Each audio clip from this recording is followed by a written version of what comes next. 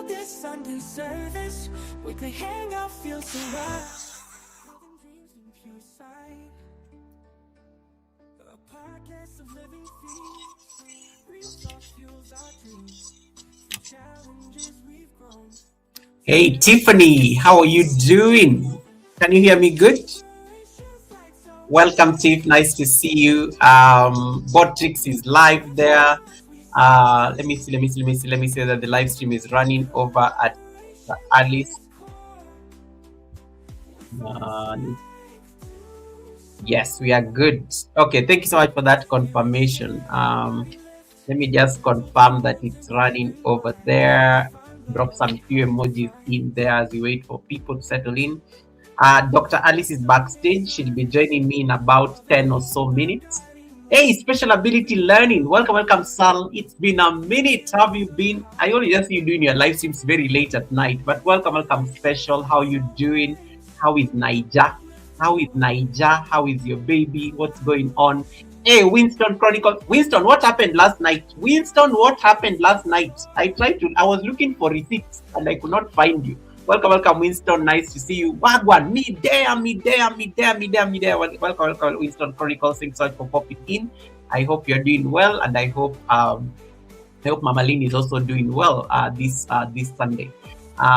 Special says, I have missed you, Goga. How are you doing? I am great, Special. It's been it's been. it's been. But thank you for asking. I'm great. Just doing the usual, trying to ensure that we support content creators grow, have guests at the Sunday service and whatnot. Winston, I came to your community post. You did not post anything. I was there. The latest post was about you cooking something, and I was like, there is no community post to say that there is no show. I was there like, can you imagine 2 in the morning? 2 in the morning, I was over on YouTube looking for you.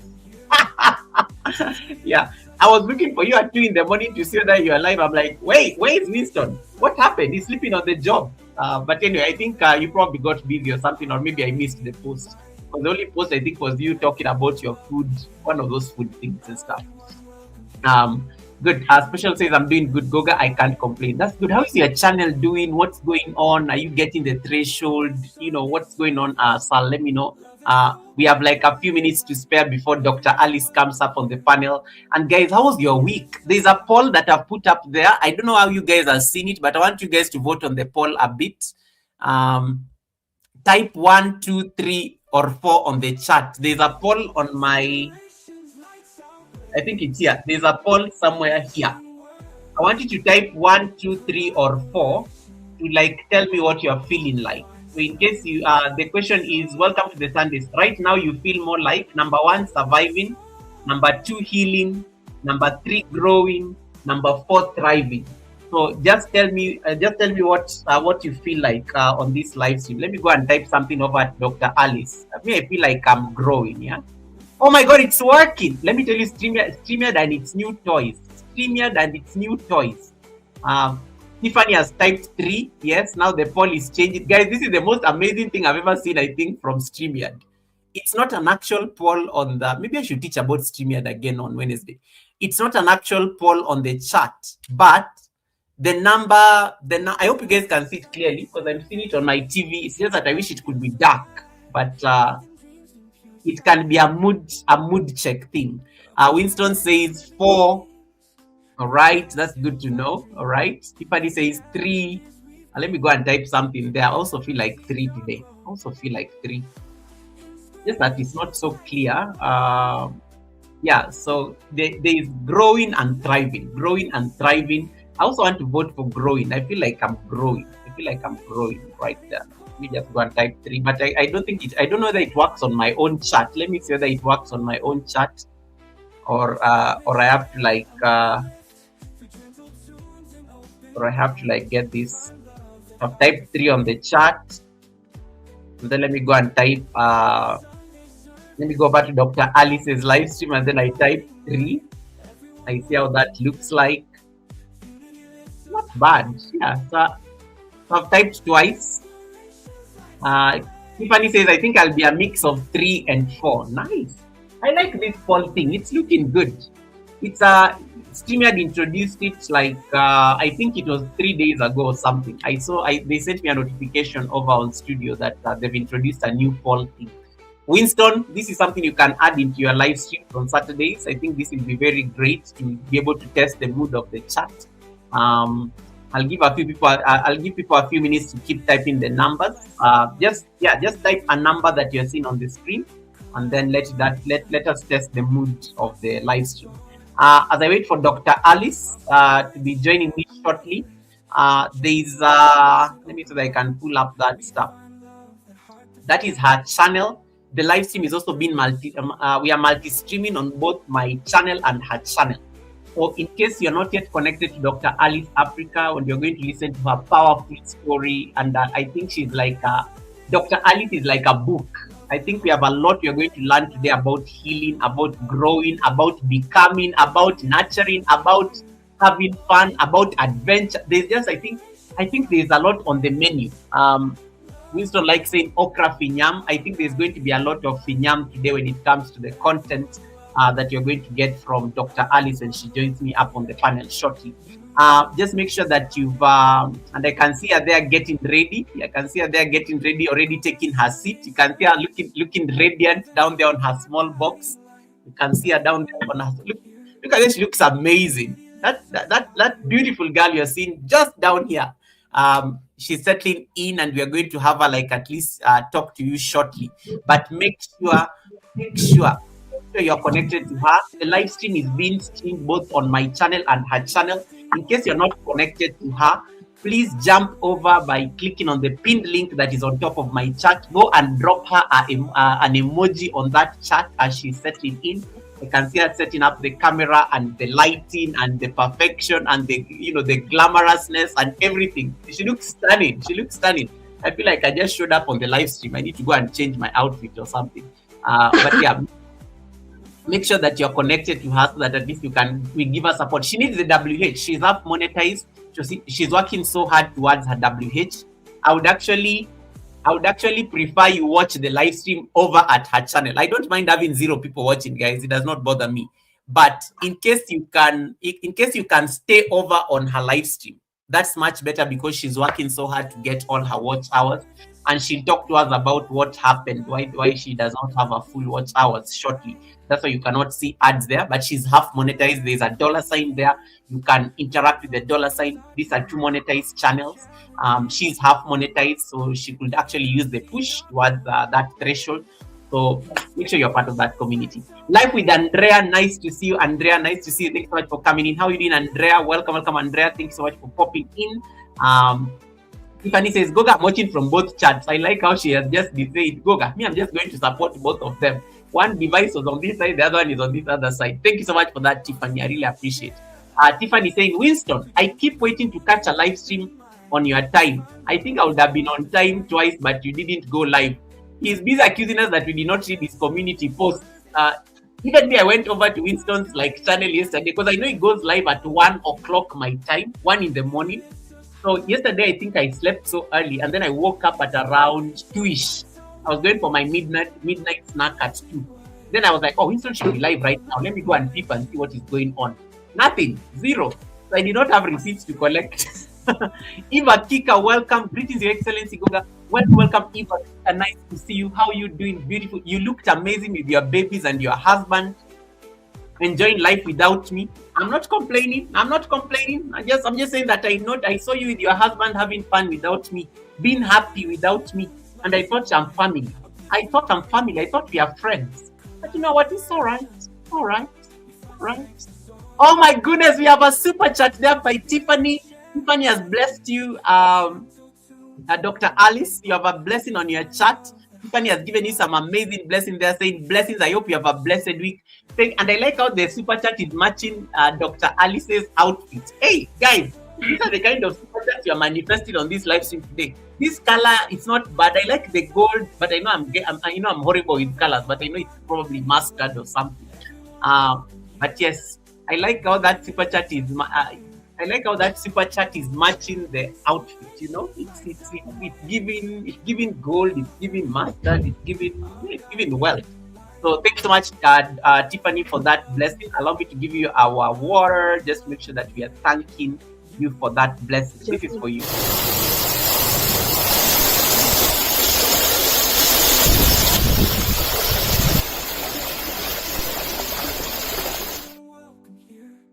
May your pot brim in abundance. Guys, if you have not yet voted on the poll that you're seeing on the screen, please type 1, 2, 3, or 4 just to tell us your mood. What are you feeling like today? Are you feeling like you're healing? Are you feeling like you're thriving? Are you feeling like you're growing? Are you feeling hungry? I should have added hungry in that poll there because some of us are hungry. I should have added hungry in there. I should have added like there are many things that you can add right there. So creativity, it's always at, I think Winston is talking to Tiffany and Eva Kika, welcome back to the city. Welcome back to the city, Eva Kika. And thank you so much once again, Tiffany, for that super chat. Guys, without further ado, allow me to like bring my amazing and beautiful co-host closer to the screen so that you guys can start appreciating her. Before we start, it's already 11 minutes. The rest will find us in the middle of the live stream. So I don't want us to like be late because I want us to start. Let me see that I can get that going. I hope the music is not too loud. One last chance to give us. Eva Kik, I've not seen you type a number. Are you seeing the poll? Are you seeing the poll over next to Dr. Alice? Yeah. Eva Kika, I've not seen you type that number. So let me move it. The poll is now next. Let me take it down. Take it down. These widgets and stuff. Let me take that widget down so it comes. I'm going to block my face a bit, but you know what? Let's see. So out of the 3 people who have voted, at least nobody is saying they are surviving. That is a good thing. Those of you who have voted for number 1, let me figure out this. Those of you who have voted for number 1. Thank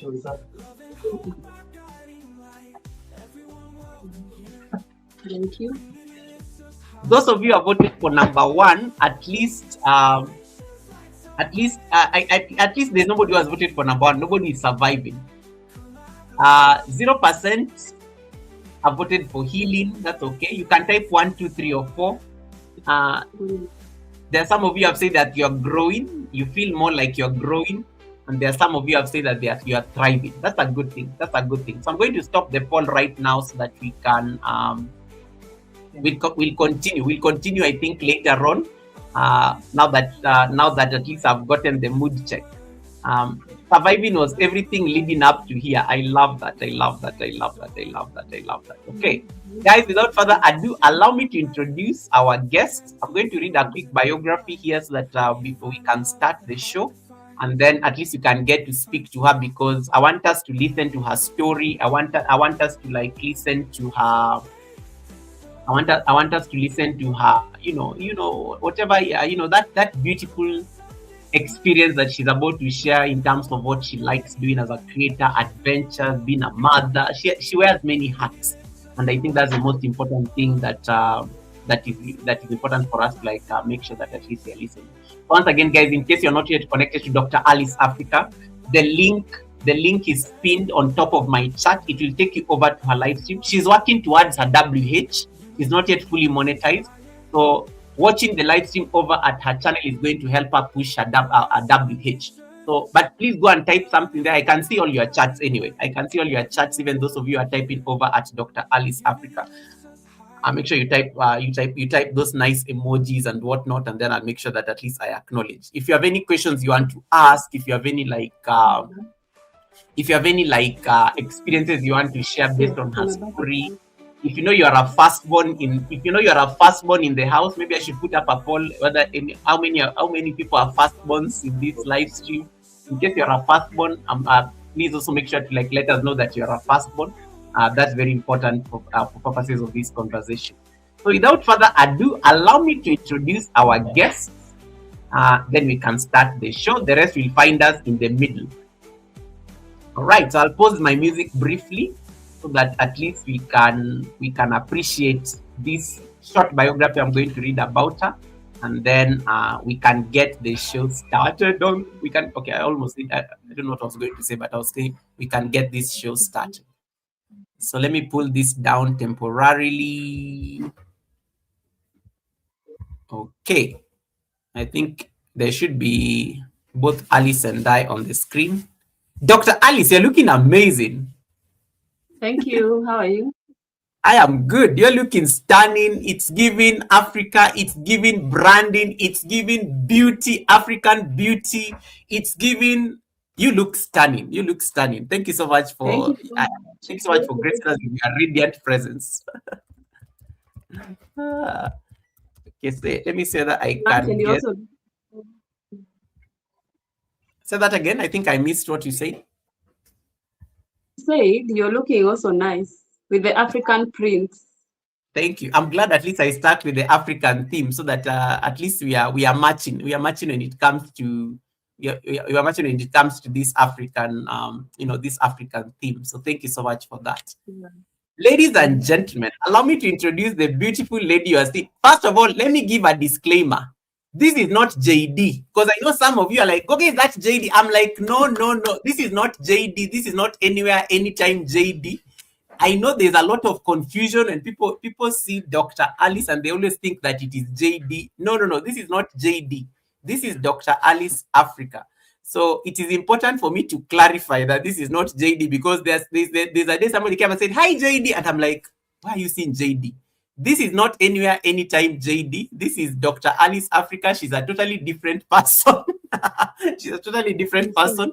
And it's important for me to make sure that we don't have that confusion on the live stream. All right.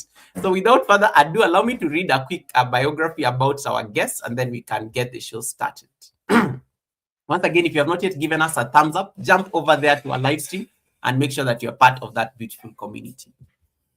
So today are the Sunday service, and this is the second Sunday service in the month of April.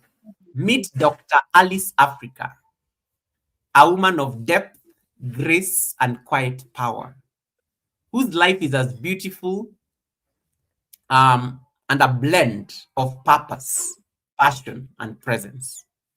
By profession, she's a pharmacist, grounded in science, precision, and care. But beyond the white coat that she wears on a day-to-day basis for work, lives a storyteller, an explorer, and a nurturer of both life and dreams. As a devoted mother of two, she carries the sacred balance of raising a family while boldly carving out space for her own voice in the world. Her journey is not just one of achievement, but one of becoming. Through her platform, Dr. Alice Africa invites us into a world where learning meets laughter, where real life conversations meet adventure, and where culture, as you can see from that beautiful headband she's wearing, is not just preserved, but celebrated with pride and intention.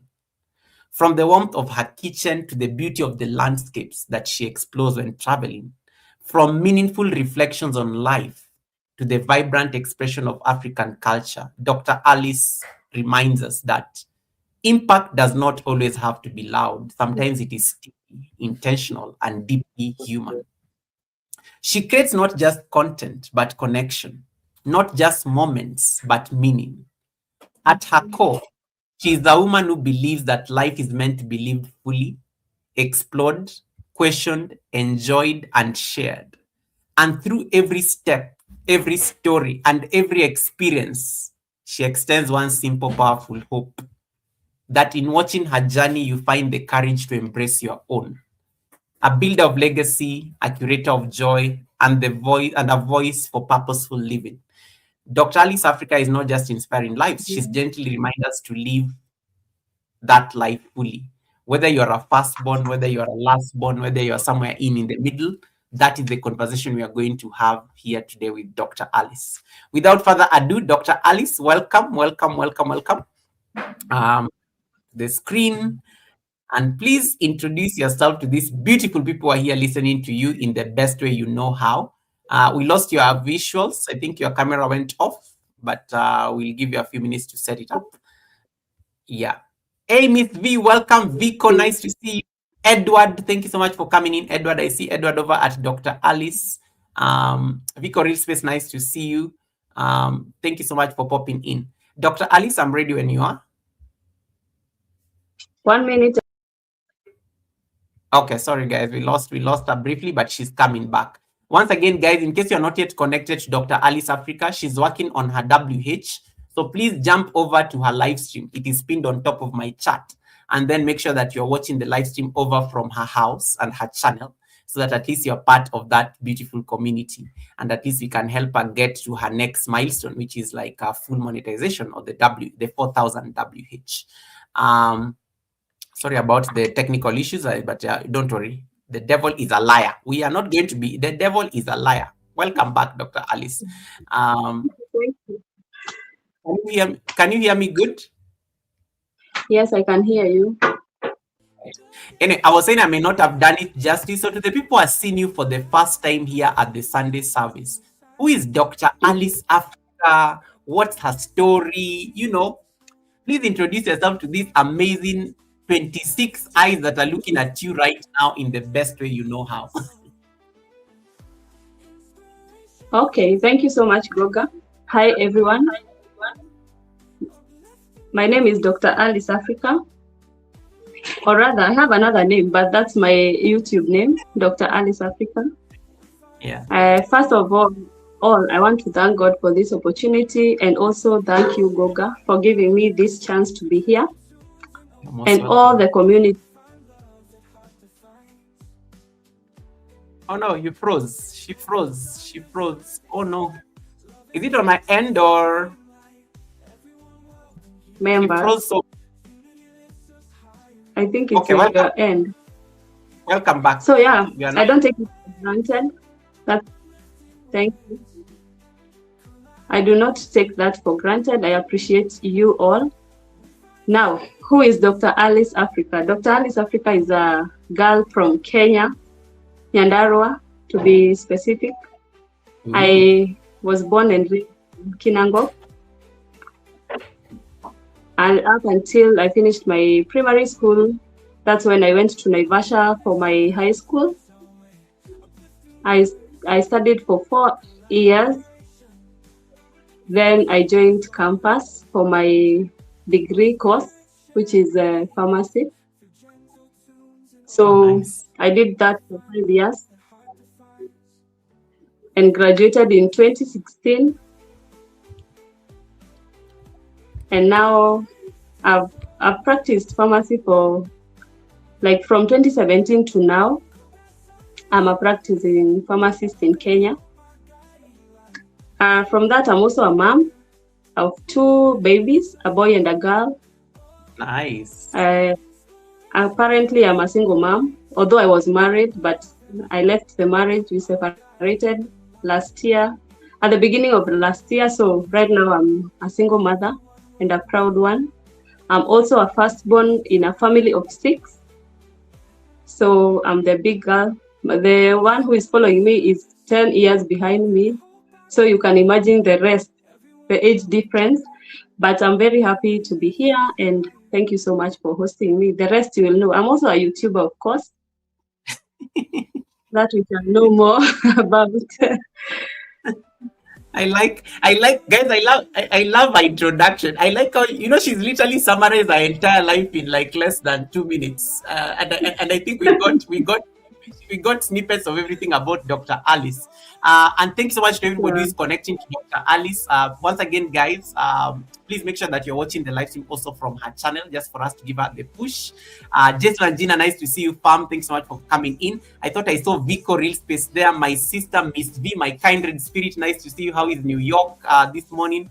Joseph Karaoke, welcome. Joseph is saying, who is the preacher? No, we don't have a preacher at the Sunday service. Joseph, welcome. The Sunday service is not like a church service, for real. It's just... Joseph, no, it's not a church service. I may get into problems with pastors and stuff. The Sunday service is just the name of the show because it's happening on a Sunday. Sunday service does not need to be church. You can also be on your live stream and you are doing a service to the a service to the people. So I always get like asked, who is the preacher? Why are there no Bibles in this Sunday service? And I'm like, I always have to clarify that it's not a proper church.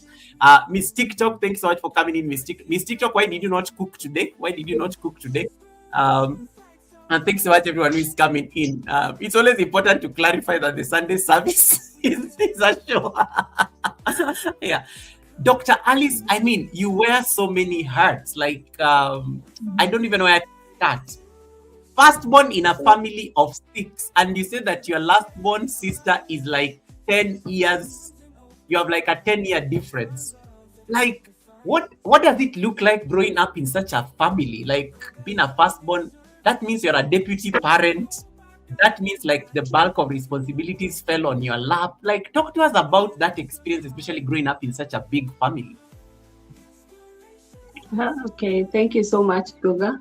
So let me start from the beginning.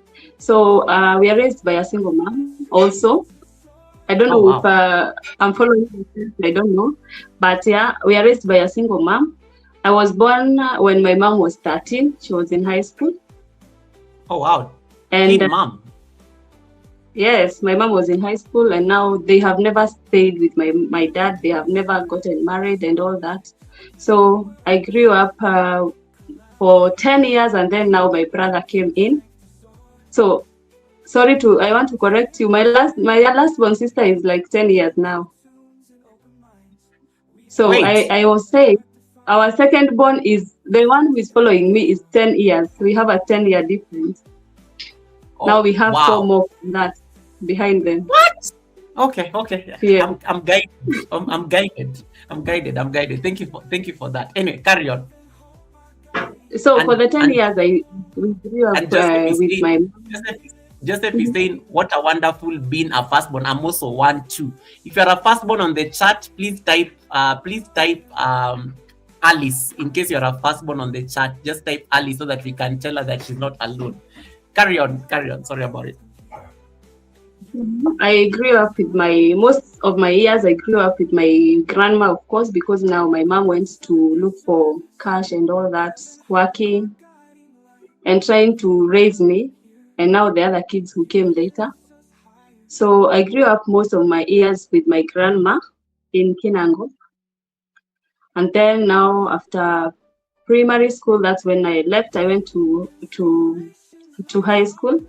So most of my years, let me say, I have not had an interaction so much with my parents, my both parents.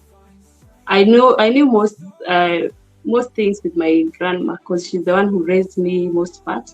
And then now my mom was coming in and out. And then my dad now, who was completely absent until I cleared my my primary school. And then when I passed my exams, that's when he came in and he was like, this is my girl. I need to support her, So wow. It was a surprise to me and to everyone, of course. And that thing has always disturbed me in a way. But yeah, so I joined high school. He supported me in some type of way. He used to pay school fees in and out, on and off, depending on his how he feels like doing it, So yeah, so most of my life I have not grown up with both parents, not even one like closely until now. I've been able to be close to my mom when I am already a grown up, when I'm already a mother. Like that's when we have stayed for long together, and I thank God because I'm learning a lot from that also. So I grew up now. Right now, I also got married. So when I got married, I also had so many lessons. We'll talk about that. I had so many lessons when I got there. I also lost 2 kids before that. I would also want to share that. Sorry. Because I was almost feeling like I'll not get more kids. Because if you're a medic here, if you get ectopic pregnancies, like 2 of them, you cannot get any other child. So I feel like my story is a testimony because now later on I got miraculously pregnant and I got 2 kids, which even most doctors don't believe me when I tell them that. Wow. So And yeah. yeah. And I like what Joseph said. There are no coincidences, 100%. Shanpel Wanjiru, welcome, Shanpel. I think those are people from your community as well, just coming through and giving you some love. I don't know what's I want. happening with the internet, I can hear you but very that's well. roughly my story, and Yeah. I'll talk about YouTube later. Okay. We'll come to it. Dr. Alice, paint for us a picture of, you Mm-hmm. said your parents were not like you guys, you did not have the advantage of growing around your parents. What was it like, especially being a girl? Mm-hmm. Like being a girl and you don't have siblings, and so you end up, a lot of things end up falling onto your plate. And you kind of have to Mm-hmm. set an example now for the rest of your siblings. What was that experience like, especially because I can imagine the pressure, even with your grandma? And why is it that you're not able to like see your mom, for example? And maybe you can't even blame her, because she gave birth at 13 years old. She was extremely young. That experience, she's a 13-year-old, she has a baby, and she still has to go through school and things like that. What was that like, especially for you growing up? And even, I'm just trying to understand now how your upbringing, how did it shape your upbringing? Okay, now when I was younger, it didn't have much effect on me because I actually it never bothered me. I thought that this is now the way I'm supposed to live. This is the life that somebody is supposed to live. As long as I'm eating, I'm drinking, I'm going to school, everything is there. So it never bothered me as much until I got to high school. That's when I started realizing, when you go to boarding schools, especially in Kenya, you have those two stories you think in high school, and then you are like, my dad did this, my mom did this, blah blah blah, and Yeah. you're like, oh, so this is how parents are supposed to treat their kids. This is Oh, how I'm supposed to relate with my mom.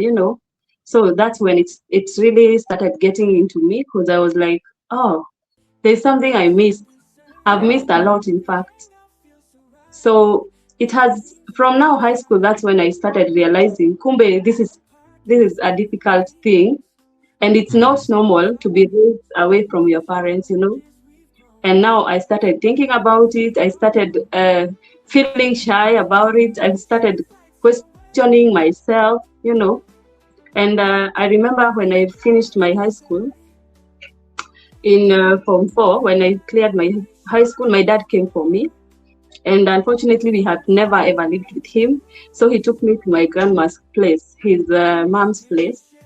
And I was very bitter with that, because I was like, why are you taking me to a place where I have never lived? I'm not wanted, because I felt like I'm not wanted in that home.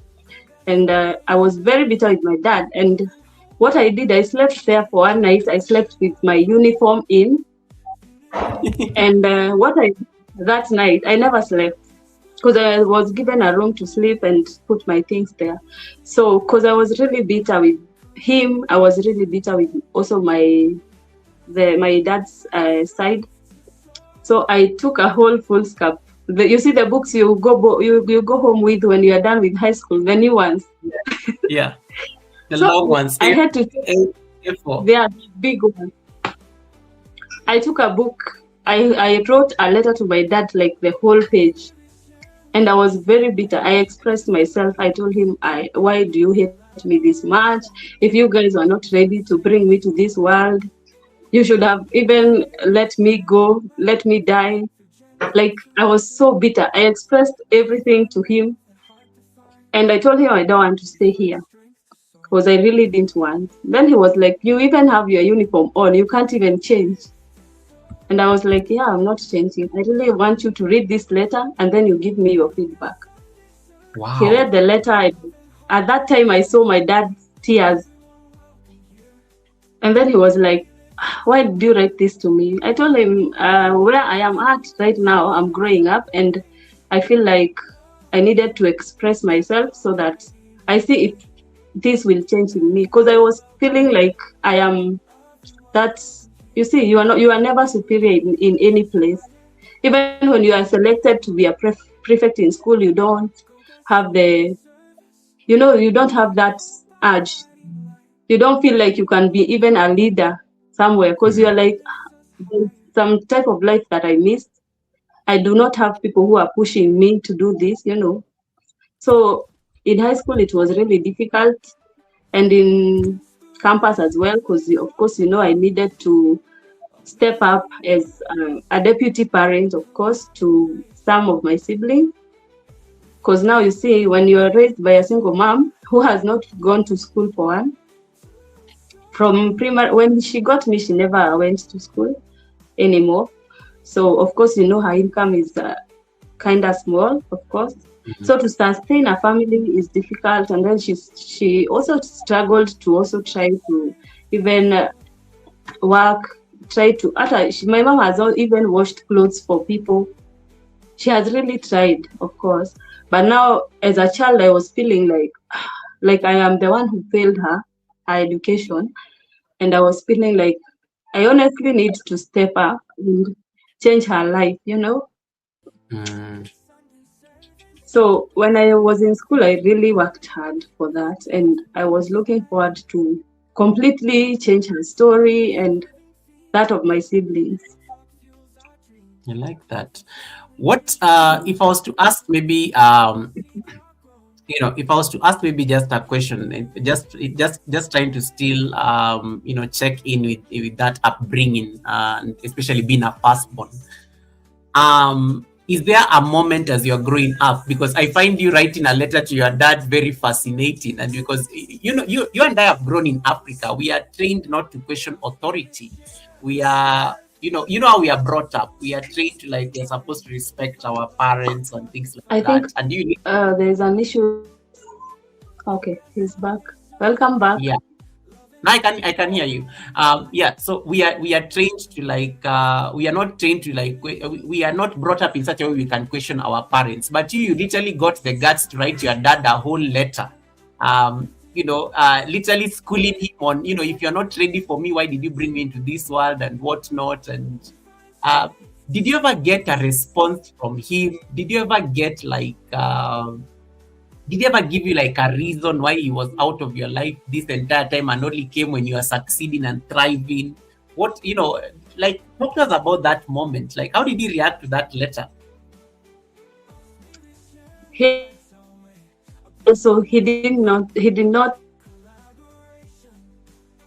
now, but I want to look for him again. I need to get the answers from him again. But I do not have that bad blood with him. But I would like to actually meet him and know his side of the story, because of course I know my mom's side of the story, but I do not know my dad's side of the story. And I feel like it's important to know his side of the story so that I don't judge any parents wrongly. Now that I'm a grown up and I also have kids that are, so I'm looking forward to follow up on that letter again. Yeah. And now, so let's talk about now. So you went to school and you passed your exams and whatnot. Pharmacy. This is meaning pharmacy is not a course that anybody just does. Like, this is like you clearly passed your exams very well. You clearly did. You are clearly very bright for sure to be able to get that opportunity to be enrolled into college to study this course. What sparked your interest when it comes to, I don't know if I'm getting the correct word, you'll forgive me for this, pharmacology, or just having to be the one it's sensitive stuff because you have to give people medicine. Let me not use the word drug. You have to give people medicine, you have to prescribe medicine, and things like that. What inspired you to, like, pursue pharmacology as opposed to, like, let's say, other professions that you could have easily chosen? Okay, let me a bit correct you. Pharmacology is just a unit that we study in pharmacy. There are so many others. So, yeah. What inspired me when I was growing up, my mom's place and my dad, they are literally neighbors, okay? They're just separated by a road. One day I'll do a video when I go of my village, and I'm sure if you guys follow me, you will see my village. They're just separated by a road. The main road place, the other side is my dad's. So Yeah. when of course you hear rumors that this girl is this and this person's daughter, and now apparently my is by profession. So I knew I'm a doctor's daughter. Okay. Ooh. I used to hear this girl, Flani's daughter, So, and somehow I knew pharmacist from the stories I used to hear. And then he used to come with the car and the lifestyle. And I was like, this is it. This is what I want to do as well. So that's what really inspired me to be a doctor and to be a pharmacist, because I was feeling like, this is now the lifestyle I want to have. I want to have a car. I want to live good. I want to live for my mom, Yeah. So that's, and I knew 2 doctors from our village who are really doing well. So they really inspired me with the cars, and I'm like, yo, this is what I want this is what I want. So in school, I used to say, I want to be a doctor. I want to be a doctor. When I joined high school now, I want to venture into pharmacy and medicine and drugs specific, not medicine. When I cleared my high school, my grades allowed me to do the course. So I was lucky to campus and do the course as well. So I'm really proud because that's what I wanted to be, even when I was young. Oh, nice. I was like the experience, especially now, like after becoming, because when you're in college now, you're an adult, and as an adult, of course, now there's a certain like worldview you have that is different than when you are like a child before you are 18. When you compare when you compare yourself growing up and having been having to go through school, and I like what you say, that you needed to be better so that you can uplift your mom as well, knowing that she did not have the benefit to go through school like you went to you attained the highest levels of education you needed to attain, because deep down you also looked at it like, maybe I'm the one who prevented my mom from getting from getting ahead in terms of her education. When you look back at this collective experience, you going through the pharmacy course, you becoming a doctor to be able to like be prescribing medicine to people, what was there like a shift in terms of your mindset, especially after the day of graduation? Especially, I want you to just picture that day of graduation itself, that moment itself. What was it for you, especially as the firstborn daughter of a girl who was not able to go through the schooling system? Well, for those in the comment section, if you have gone through maybe a medical course or most courses in campus, but let me say about my course, because that's what I know about. If you have gone through that, the units that the kind of course and the studies you have to even fail and get supplemented. Actually, there was a time we were almost being discontinued as a whole class because of failing more than in like 4. So, and we felt that, and the way we thought we were very, very bright. Now here comes campus where you are failing. It was something new to us. But now that was in second year. And I think it was to teach us that you need to work even harder because you cannot fail here, So in campus, it was really difficult. Actually, some people even discontinued from going on with the course. It's not an easy that. And cleared with our pharmacy course even before we did our graduation parties and all that. We went out clubbing and drinking, like the whole class. Everybody was happy. We didn't believe that we have achieved this, because we were in school for more than 6 years or 7. Yeah, it takes long. And also we have another. Yeah, it takes long. Failing, and you're like, no, I cannot fail anymore. So when we finished the campus courses, we were like the course itself in 2016, we actually celebrated. And now when it came to my issue, there was a small hitch, because at some point my school fees was not paid the way I was expecting. So doing my exams very well, but I never knew my school fees wasn't paid at some point. So when I was doing my last exam of the last final 5th year second semester, now I was called, I was not given the exam card. Goga, you know the exam cards you get in campus when you're doing exams. So I was not given my exam card, and I was, what's happening? So I went to the finance office, and they told me, you know what? Balance of 506. I have never forgotten that. You have a school fees balance of 506,000. Half to a clear million this Kenyan morning. shillings. Yeah. Exactly. To clear this morning, and it's an exam at 9. So I'm told to clear 506,000 by 9 so that I start my exams. And it's my final. You have done everything so that you pass this exam and graduate. Wow. What would you have done? What did you do? I got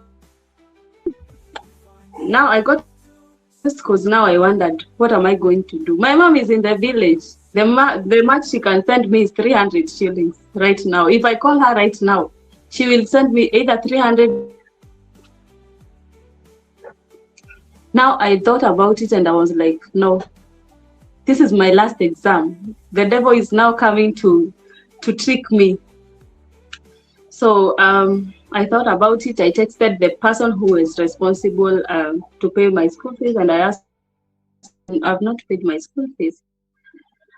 The answer that I got was crazy, because back and told me, you know what you do? Job and clear the school fees balance.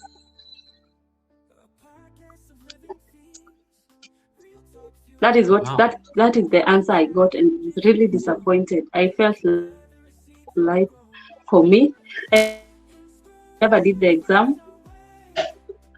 So even the party I'm talking about, we celebrated when I have not done my last exam. But I couldn't have gone to my classmates and explained to them what happened, that I didn't do the exam. So when they planned the party, I was there. I went for the party. But deep inside, I knew I'm still in school. I'm still a student. I have another 1 semester to stay so that I graduate. In fact, I graduated. My classmates did, which was not a problem to me because I was happy I have graduated.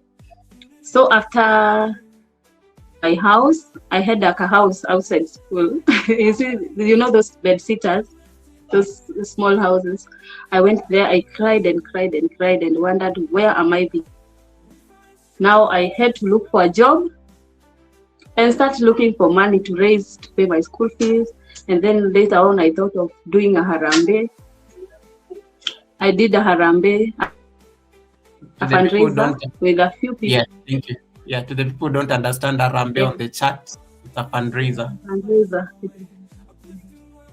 I did within that year. I did a fundraiser. I got 300,000 from the fundraiser, and then the 200,000 I used to go. The people I know, you see, like the doctor I'm telling you about. I called him. I told him this is what I'm going through. I need money. He sends me like 20K. Another person sends me this amount, like that. I started paying by bit. Now within the school fees, and now I did the exam with the next class that was behind us, and I passed, of course, and that's when I graduated. Now we're celebrating the last year. Now my people had already done their pharmacy and poisons board exam. They had already started their internship. They were earning, because if you have done pharmacy in Kenya and on your internship you're paid quite good amount of money, like more than 100K for internship. Wow. So you can imagine your classmates are earning that, and you're here begging to pay for school fees. It was not easy for such a small girl, you know. And at that time, you have other responsibilities to pay school fees for your siblings, my siblings, not all. So I really struggled, but I thank God I'm here now. I managed. And during my graduation, I'm telling you, party. I spent a crazy amount of money because I had to go get a hotel. I did like a wedding. I don't know if Wow. I had not started. I have those videos. I will post sometime. I went. I hired a ground in a hotel. Paid for food. I was very.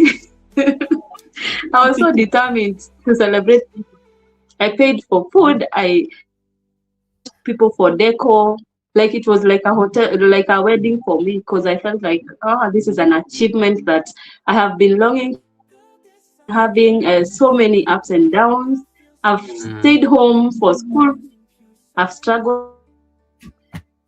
I can tell you, even when I was in campus, the match for get per 100 shillings.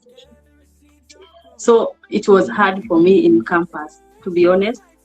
And I was even trying to do some businesses to sell Mtumba clothes. If you have watched me, my pages on YouTube and Facebook, not YouTube, Instagram and Facebook, you can see an African design company called Piali Designs. I used to sell African designed stuff.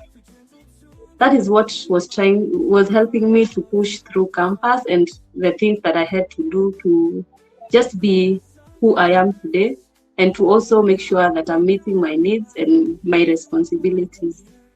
So it was it was a very big celebration for me.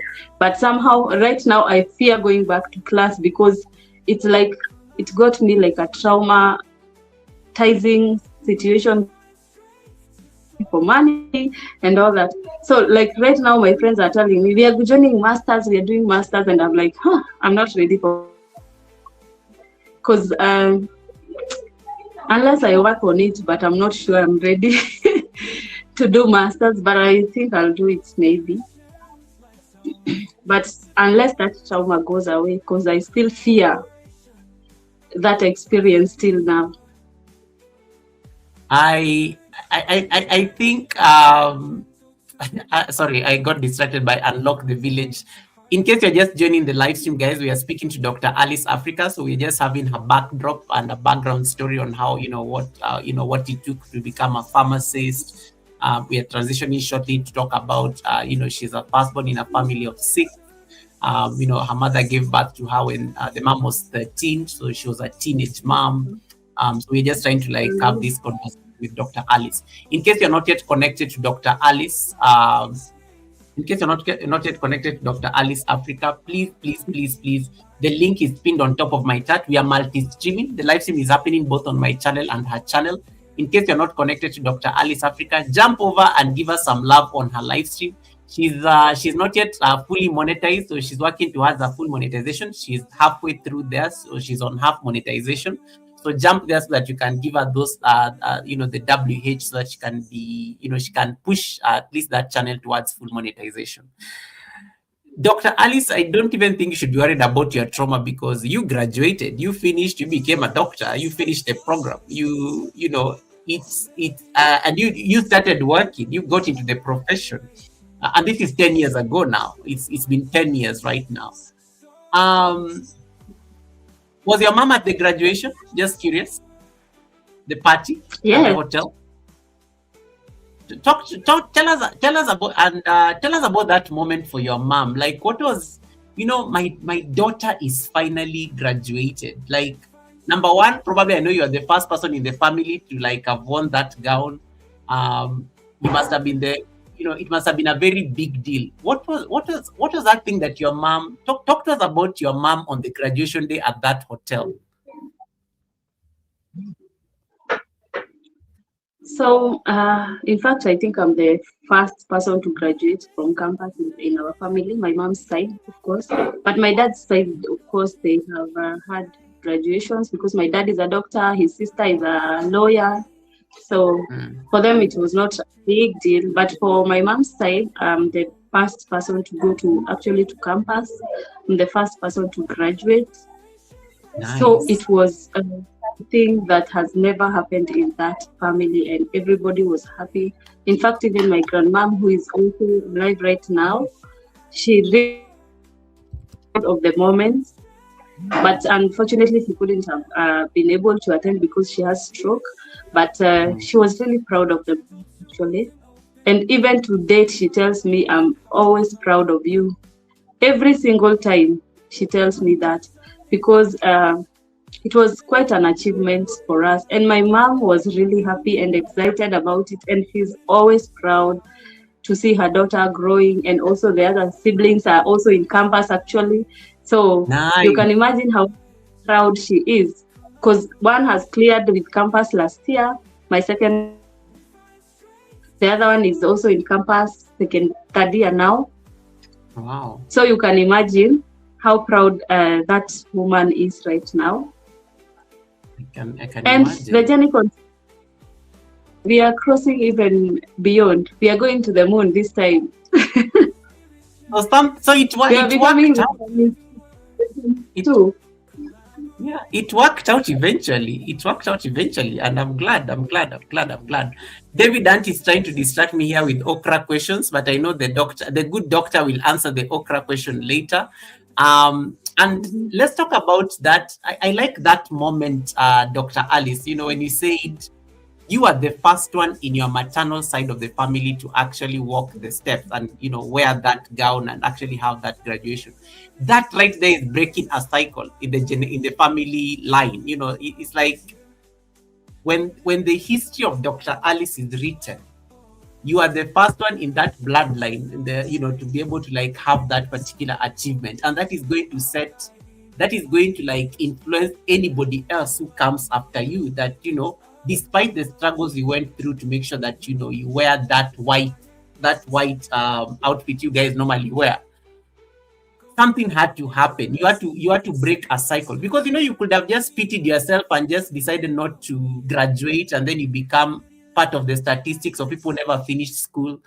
What was that thing that kept on pushing you? I know there's that intrinsic motivation that kept even for you to start thinking of side hustles to pay your school fees, for you to start thinking of your friends and organizing a fundraiser. It takes a certain level of, for lack of a better word, it takes a certain level of grit to be able to pull that and say, I'm going to be committed to finish my degree in pharmacy, and I'm going to make sure that I make my family proud. I'm going to make sure that my mother is going to be a pride in the community. What was that thing that kept you pushing, even when life was throwing all these things at you? Goga, let me tell you one thing. I say the older generation, those people who have been raised in the villages, the real villages where you used to go to school without shoes. Sometimes people I have ever gone to school without shoes, people don't believe. If I show you my hand like this and I tell you I have done proper farming, you can't believe. But let me tell you, the lifestyle you get in the village, and Mm. then you taste the Nairobi life. First of you come to know there is something called peace, and you have always been what you knew in the village. You knew that the only food you can have is githeri, and of course I'm from the potato land, so potatoes every single day, Monday to Monday, cabbage, greens, githeri. If you have a meat, if you have meat, you'll get it when you have visitors. When your aunties come now, you will slaughter a chicken and you'll get one piece. Actually, we used to count. We used to live with my grandma. So my grandma used to serve us meat. And every time she serves us, we used to count. Like, how many do you have? I have 3. And you? Oh, I have 5. Now you have 5, you have to give me. And most times I used to hide my my meat, like my pieces, under the other food, so that They don't ask you for your pieces. Can you imagine? and I used to. If she's watching me, she now knows what I used to do. But yeah, and that place is, let me tell you, is quite remote, and people have a lot of problems. Growing up, you don't see cars. When you see a car, you have to know that this is a doctor coming, a lawyer coming. Like even the teachers didn't have cars at that time, you know. And you're walking a long distance to go to school. The grass, it has that the water. It's called what? The dew. Yeah. You're going barefoot. Your dresses have those prints. You remember those prints? When your skirt gets torn, you put a brown patch. The other side, by the time you get a new uniform, you have studied with that printed dress for years. Like even the teachers are complaining. Now my mom used to work in Kangemi, and now when I close school, she used to come and pick me, maybe to Kangemi. Kangemi is actually a slum, but to me that was paradise, you know, because you are going to Nairobi. What do you mean? Even people from my village she goes to Nairobi. Mike's perfect. And we used to speak Kikuyu in, and now presentation to present to the guests. They used to say, now it's Alice. Perfect. English was, of course, was like this, but Swahili was perfect. And I was feeling like, if this is now the life people are living in town, I'm the Kilimani lifestyle, the Westlands lifestyle, but I felt that Kangemi was palace. I want to live in town. I want to be driving cars like any other person. And then when I see ladies driving, understanding how a lady can be driving a car, most times I used to ask, is this her car or it's from another person she's borrowing, you know? Yeah. So that's it. That was partly my inspiration. And of course, to see my mom, because I know ever since she got me, she has never lived that, you know, that posh life, having a fridge, having a TV, living in a tiled house, a lifestyle. I really wanted her to live in a kind of lifestyle. Also, I wanted also to have a successful life and not to ever suffer. Everybody fears poverty. You can, if you taste this good life, you know. So that's why you find me pushing in any way. Any business that I get my hand into, I do it with all my hand, with all my heart. Even in the in this YouTube channel, you can look at my page and see. Even when I'm not monetizing the work, up until now, when I'm at least tasting the money, and I'm even doing even better right now. I'm posting videos like 3 or 4 now, you know. So and your videos are doing very well, by the way. And your sister is saying Dr. Alice is the best sister. Your sister is on the chat. I'm just putting a message there. She's just like giving you your flowers. Thank you so much, Gachangaga. Appreciate that. Yeah, I like that. I like that. And that takes us to the next thing. In terms of, you know, you being a firstborn, the fact that you had to set the standard for the people, especially your siblings who came after you. In case there's like a firstborn listening right now who has also had to shoulder some of these responsibilities. What is that one lesson, you know, in terms of the firstborn experience that you think made you stronger for your siblings, even when they look up to you, like Gashangaga, who is like saying, giving you like your flowers on the chat? what was that one experience as a firstborn that you feel like was very important for you to experience in order at least to make sure that you can be a great example even for the people who are after you? And this is important for us because it will help us at least frame the conversation around how you became a mom and what was so different. How did you approach motherhood as compared to how your mom approached motherhood? So that firstborn experience, what is that one thing that you will say as a firstborn that you think was a very important lesson, a life lesson that was going to help you make certain decisions even as you grew up? Rather than saying you're deputy parents. So that is what I wanted to say actually, because that is one of the major lessons that you learn when you are a firstborn, because you're definitely the deputy parent. You have to make sure everything is according to the way it's supposed to be. When your mom is calling you for something, you have to be there. When your siblings are calling, they need money, you have to know where you get it from, you know. Like now our second born, I've taken care like for his studies from I think class 7 to campus. Wow. So you can imagine I chip in here and there. So that way I learned to be a parent. Even the way I'm raising my kids and the way I'm approaching how to raise them, it's kind of so easy because I'm feeling like I've experienced this. I know how to go about this.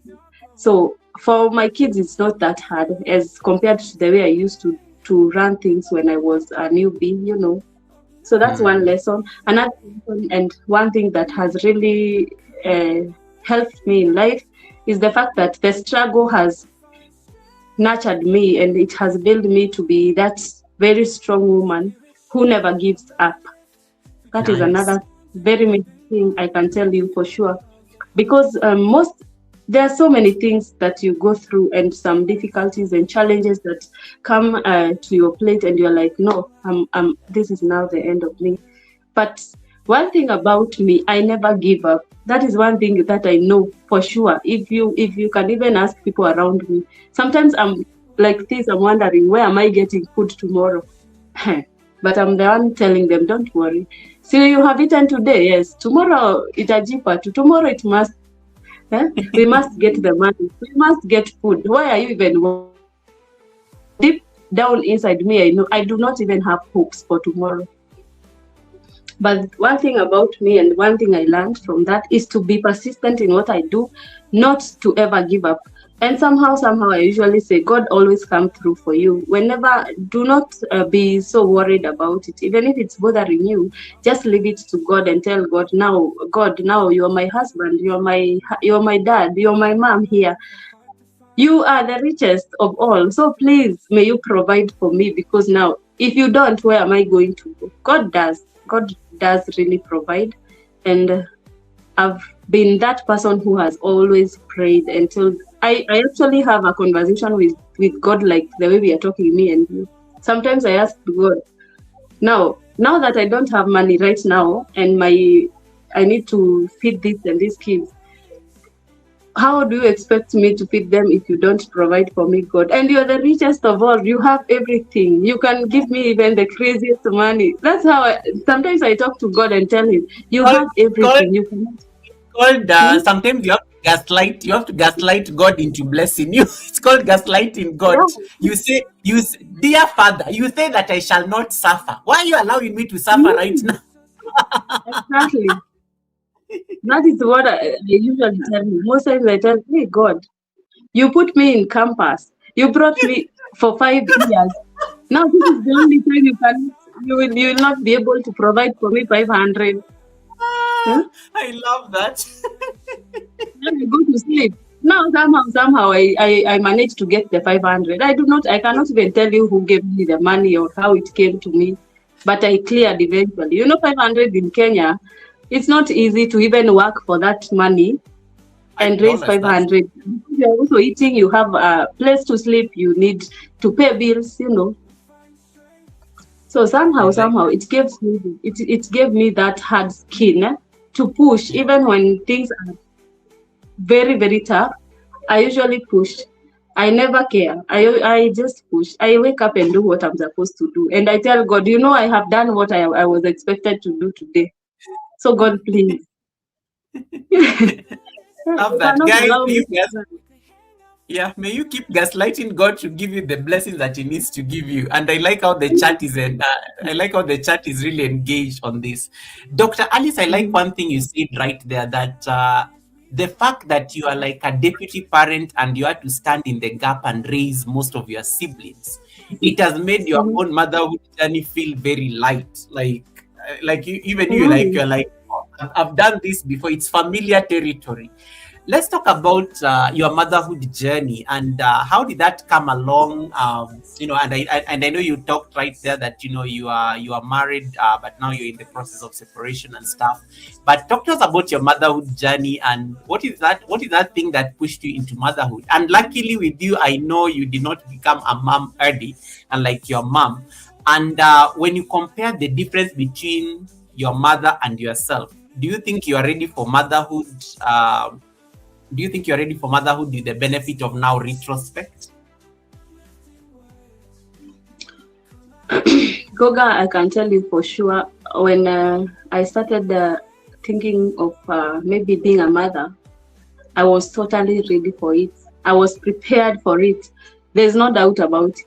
Because there's Okay. one thing I knew, even when I was schooling, that I will never get to a point of doing a mistake like this and get pregnant when I'm not ready. That is one thing I knew. And I used to remind myself every single morning, even when I'm dating there, I used to tell myself, yes, I have a boyfriend, but there's one thing I cannot try to get a child or a kid, to bring a child in this world and suffer the way my mom. That was quite a good lesson from my mom, and I wouldn't want to try that. So when I passed and I felt like now I'm ready to be a mother, of course, and I got married immediately after campus. After I graduated, that is when I got married. And somehow, also the devil came in. The first Hey, time I got wait. pregnant, I got, huh?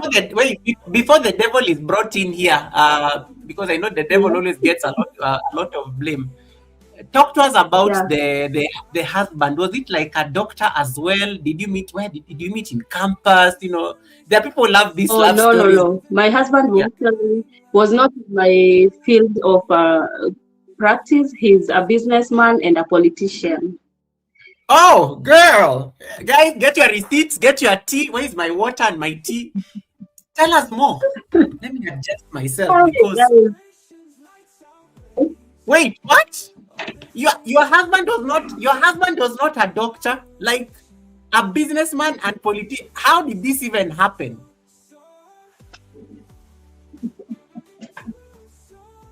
Like How there's a did this? difference. There's a A difference very in your world. You are the doctor, he's the politician stroke businessman. Number one, your IQ, yeah. I'm sure your IQ is higher than his. And I'm sorry if he's listening Mhm. because definitely you do not go through med school, you do not go through med school with IQ that is substandard, yeah? Um like you're totally different, you are in totally different worlds. How did a politician convince you to marry him? I like how she just I like how she just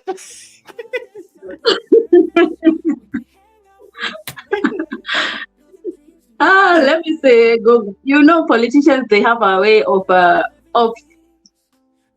Mm, winning what they want.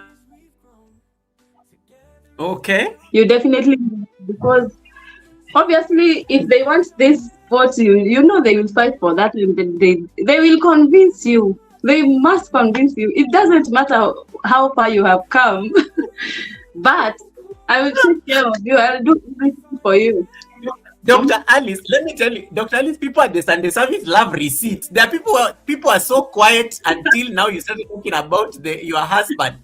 Now they are so active. Look at vacation. I think she was supposed to go and sleep. She's even now typing even faster than even everybody else on the chat. Bosede, look at Bosede, look at guys, you cannot be like this. You can't be waiting for receipts and then you get very active on the chat. If you have not yet connected to Dr. Alice, Dr. Alice, don't tell them receipts until you see them dropping emojis on your live stream. Guys, if you have not yet gone to drop an emoji and a thumbs up over to Dr. Alice, I am not going to allow her to discuss those receipts. Please, please, please, please. Make sure you drop her those thumbs ups and make sure you drop those emojis over. So you say politicians have a way. So politicians, so he swayed you with his words. Hey, he won. He won on that. And I often used to say that I cannot get married to, if not a doctor, a pilot, an engineer, you know, those titles, the white collar. I used to say no. I cannot. I'm laughing at the chat because they all ran there. They all ran there because I threatened that you're not going to discuss the receipt. Now they're all like running there so that you can continue the story.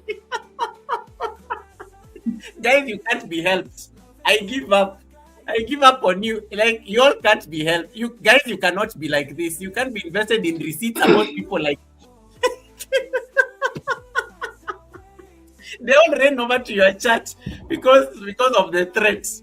This is why I love YouTube. You literally blackmail people because Tribe Goga loves receipts so badly that they can't be helped.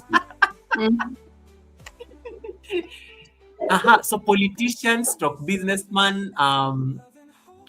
Let me ask you a very personal question, and you can choose to answer it or not. You can actually say, Goga, I'm not going to answer this. When you had to introduce this man to your mother or maybe to your parents, when you had to introduce,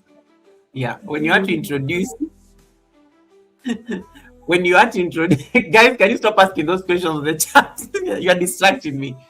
When you had to, because I'm not. No.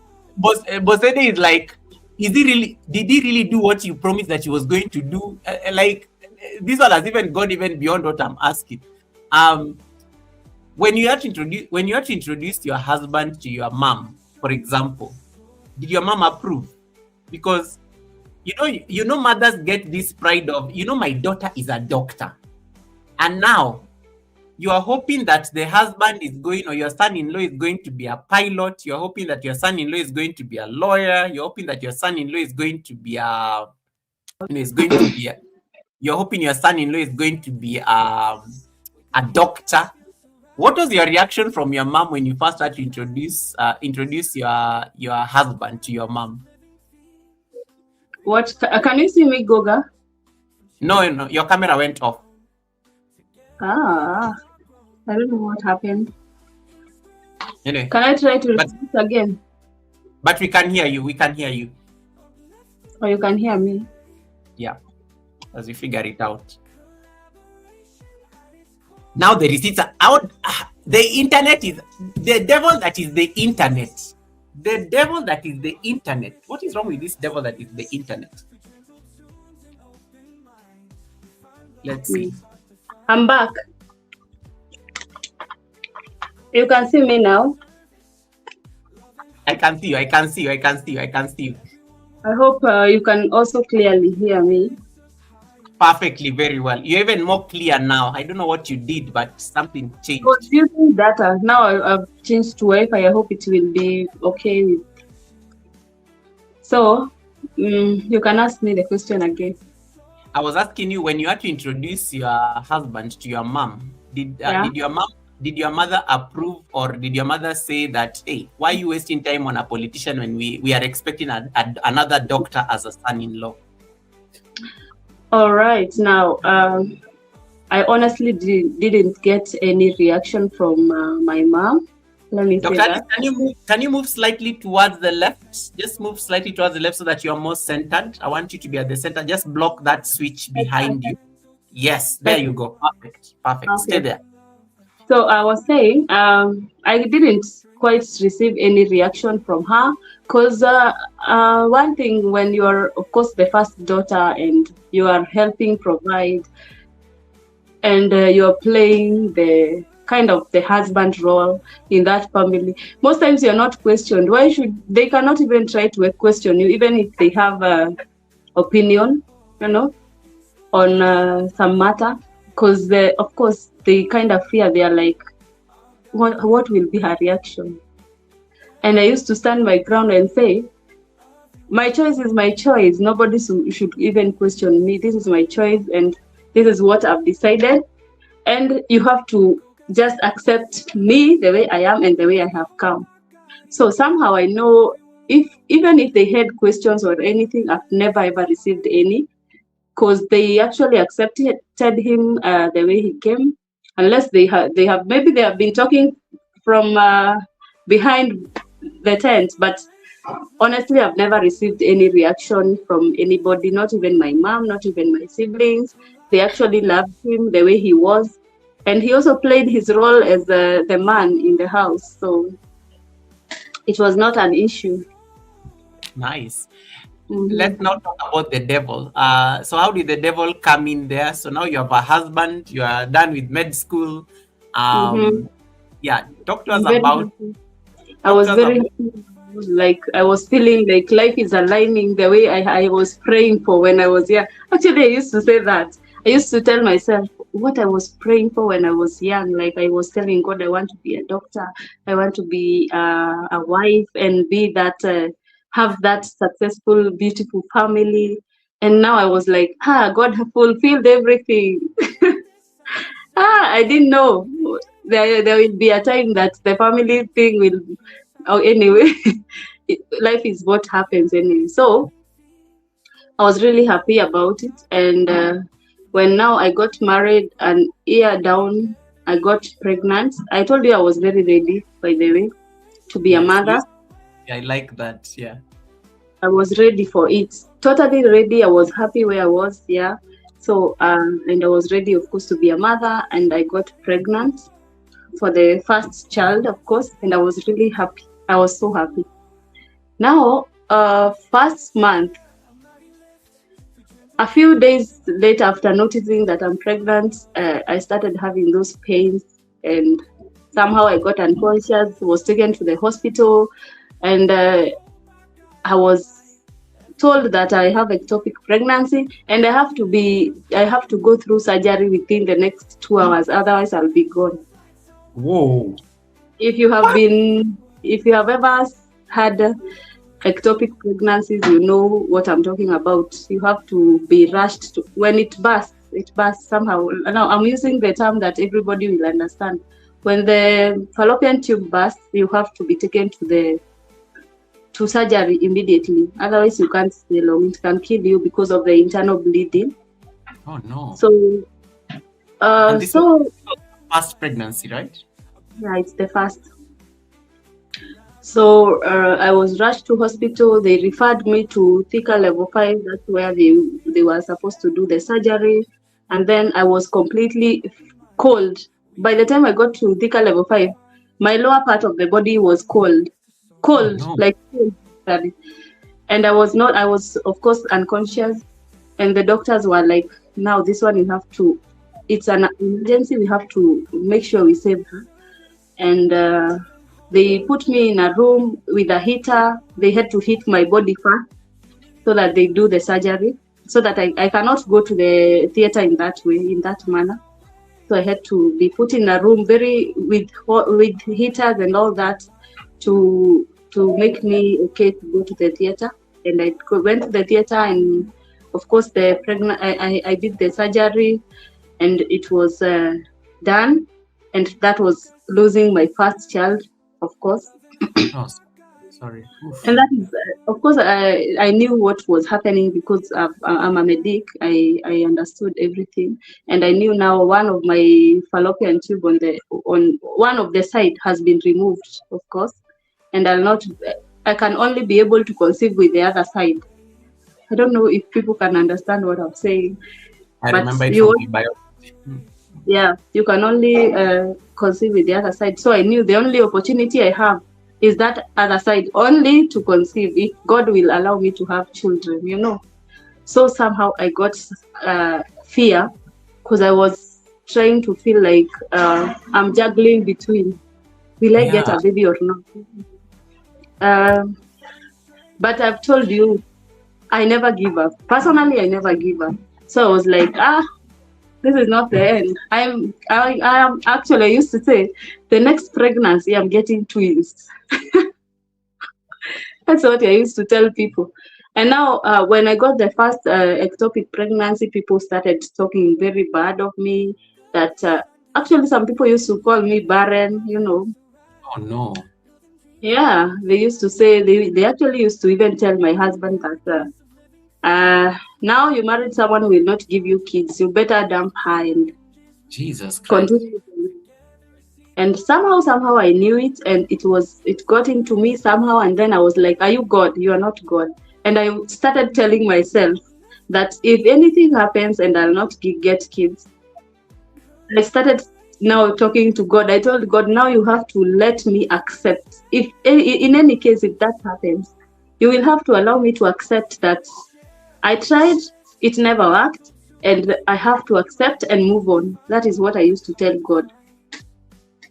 Then after that, I was told, now make sure you stay for 2 years before you get another pregnancy, so that your wound can heal fast, and then you get pregnant again, so that you can be able to hold the pregnancy. Yeah, it was in December. Let me surprise you. I did the surgery in December. I went home now. I stayed. I healed January, February. I went back to work. March, I was at work again. April, I got pregnant again. Okay. 4 months later, I got pregnant again. And now I was like, Kai, is this safe? Immediately I noticed I'm pregnant. I went rushing to Dr. Njoroge. There's a very big gynecologist in Thika. I went to him. He's called Dr. Njoroge. I knew from the word go, I'm going to start this journey with him till the end, so that my baby can be safe, you know. Yeah. Oh my goodness. The first week, second week, third week again, another ectopic pregnancy. No. Yes. So that is now the time I realized now God hates me so much. That is what I was telling myself. I didn't say, I am not meaning that he hates me. He really loves me. He takes care of me. But I'm saying at that time I was like, no, Yeah. You cannot be doing all these things to me. Yeah. What did I do? Like, how comes I'm just going through this? I talked to my gyna, and then he came. He looked at me. Now the gyna is the one who we had to pay to the gyna to do the surgery for me, because now he's the one I was trusting with now my life. Yeah. Apart from God, I was trusting him now so fully, because I knew he's the best gyna, you know. So he came. It was also an emergency. Imagine, now I had to go. I cried. That time I really cried. I was telling my husband, can you leave me when I enter into that theater? You just go pack your things and leave, or you just look for somebody else, you know, and forget about me, because now this is the end. I cannot give birth. I cannot give you children. And the last year, people used to tell you I'll not do that, and I was now telling him, now their prayers have been answered. You know, I was so bitter with even God himself, and I was telling him, now you go look for somebody else. Forget about me. Now I have to start life again. I've not even gone to theater then, because I've been told it's ectopic. You know, when you are very sensitive, when you're pregnant, most times a slight pain like this, you rush to the doctor. So that time it had not gone too far. So I realized when it was also early, I was not even unconscious and all that. So we went to we called the doctor. He came, and he was now the one to do the surgery for me. And now I told him, when he was injecting me those anesthesia and all, you know, that time, that moment you have with your doctor, they talk to you so that you go unconscious when you're singing, you know. So I told him, Doc, let me tell you one thing. You know, this is now the last time I'm I'm talking about having a baby, but just try something. You do your magic and make sure there's a way I can get a child. And then he told me, you don't worry. Now they injected me. I started singing, blah, blah, blah, and I was unconscious and all that. I stayed in theater for 3 good hours. 3 hours. Everybody was like, why? Kwani ameenda? Like, is she gone or she's still alive? You know. So as I came out of that, the doctor told me, don't worry, Alice, I got you. So I was like, what is he telling me? And I'm from theater. Now the other side is removed. What are you talking about? There's no hope. Yeah. There's no hope. Actually, I had no hope. I had now from theater and from the wards and healing that 3 days before you go home. I had already told God, now God, I'm living here and I'm going to the world. And now they will know my story that they used to call me barren and I am now barren. So telling my husband, yeah. Wow. So I used to tell God, now let me tell you, God, you have to allow me to accept this and be proud of it and tell a story about it, because now you have to allow me to accept and be proud of it and be the beautiful lady and start dressing up and doing everything to myself and love myself, because now there's no other chance of maybe having another child and raising. And I told God, now that you gave me a chance to raise my siblings, maybe that was my purpose in life. You know? I know. Oh my goodness. Yeah. So after that, I went home, and then my doctor called me, the gyna now. He told me there's something I want to tell you.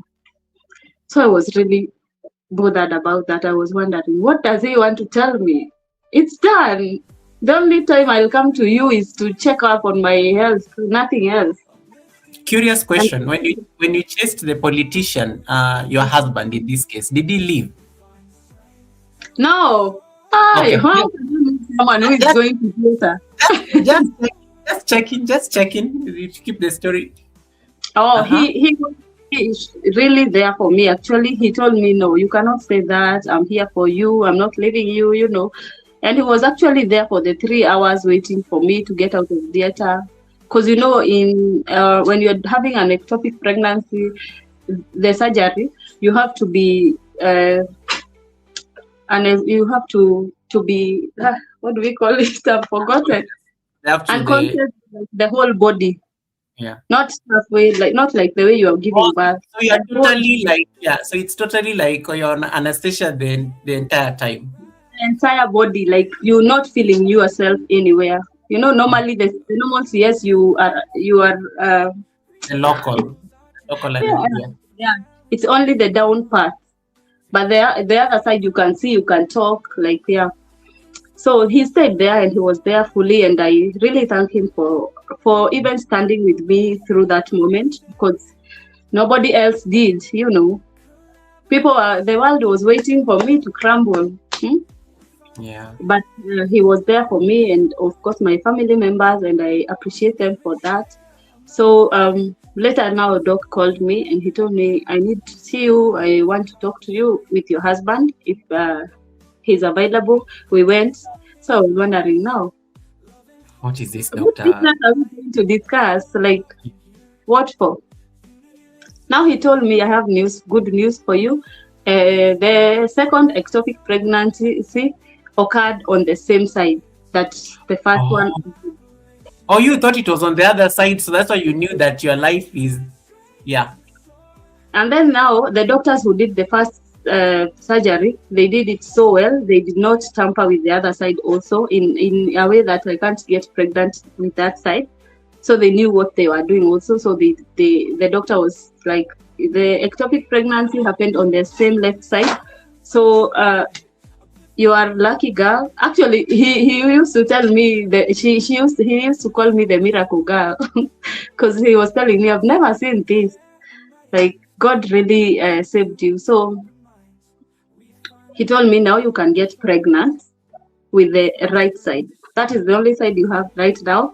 But now what you have to do, you have to be very careful. You wait for 2 years, Alice. You have to wait for 2 years. You hear me? I said 2 years. Not 3 months. Not 3 months like the other one. And I was like, yes, I hear you. I'll take all control measures to make sure I don't get pregnant. That was now in May. Now May. Yeah. December I did surgery. May I did another surgery. And in this, is it December? In I think the following year, like around 6 months later, or is it 6 or 7? Thereabout, I got pregnant again. You did not wait for 2 years. Who can wait for 2 years? Oh my God. The doctor's instructions. I said no. I told no. I said no. I told God, now this is now an agreement between me and you. I cannot be like this. For 2 years, I wait for 2 years. I'll get kids at 30. And then how do you expect me to raise my kids for those years? So much for safety measures from Tiffany. I agree. Tiffany, stop saying what you're thinking. So,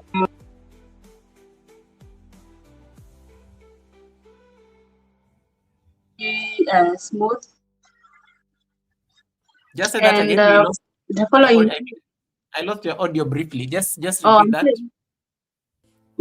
I'm saying I got pregnant again later, and the following year, in 2019 was the time I got the second surgery in May. The following year, 2020, you remember the COVID period? Yes. I was pregnant during COVID season, the whole of it. In 2020 December, now I got my firstborn. Wow. And of course I used the same guy now, because I used to be very faithful to his to his service, you know. When he tells me come after 2 weeks, I'm there, like in the morning, very early in the morning in his office, because I wouldn't have traded that pregnancy with anything. Wow. So that's how I got KK. Now everybody knows. All my followers here, they know KK. He's my firstborn boy, a very special baby. And he's really, he's very smart. Like, I feel like God was just waiting to give me the best gift.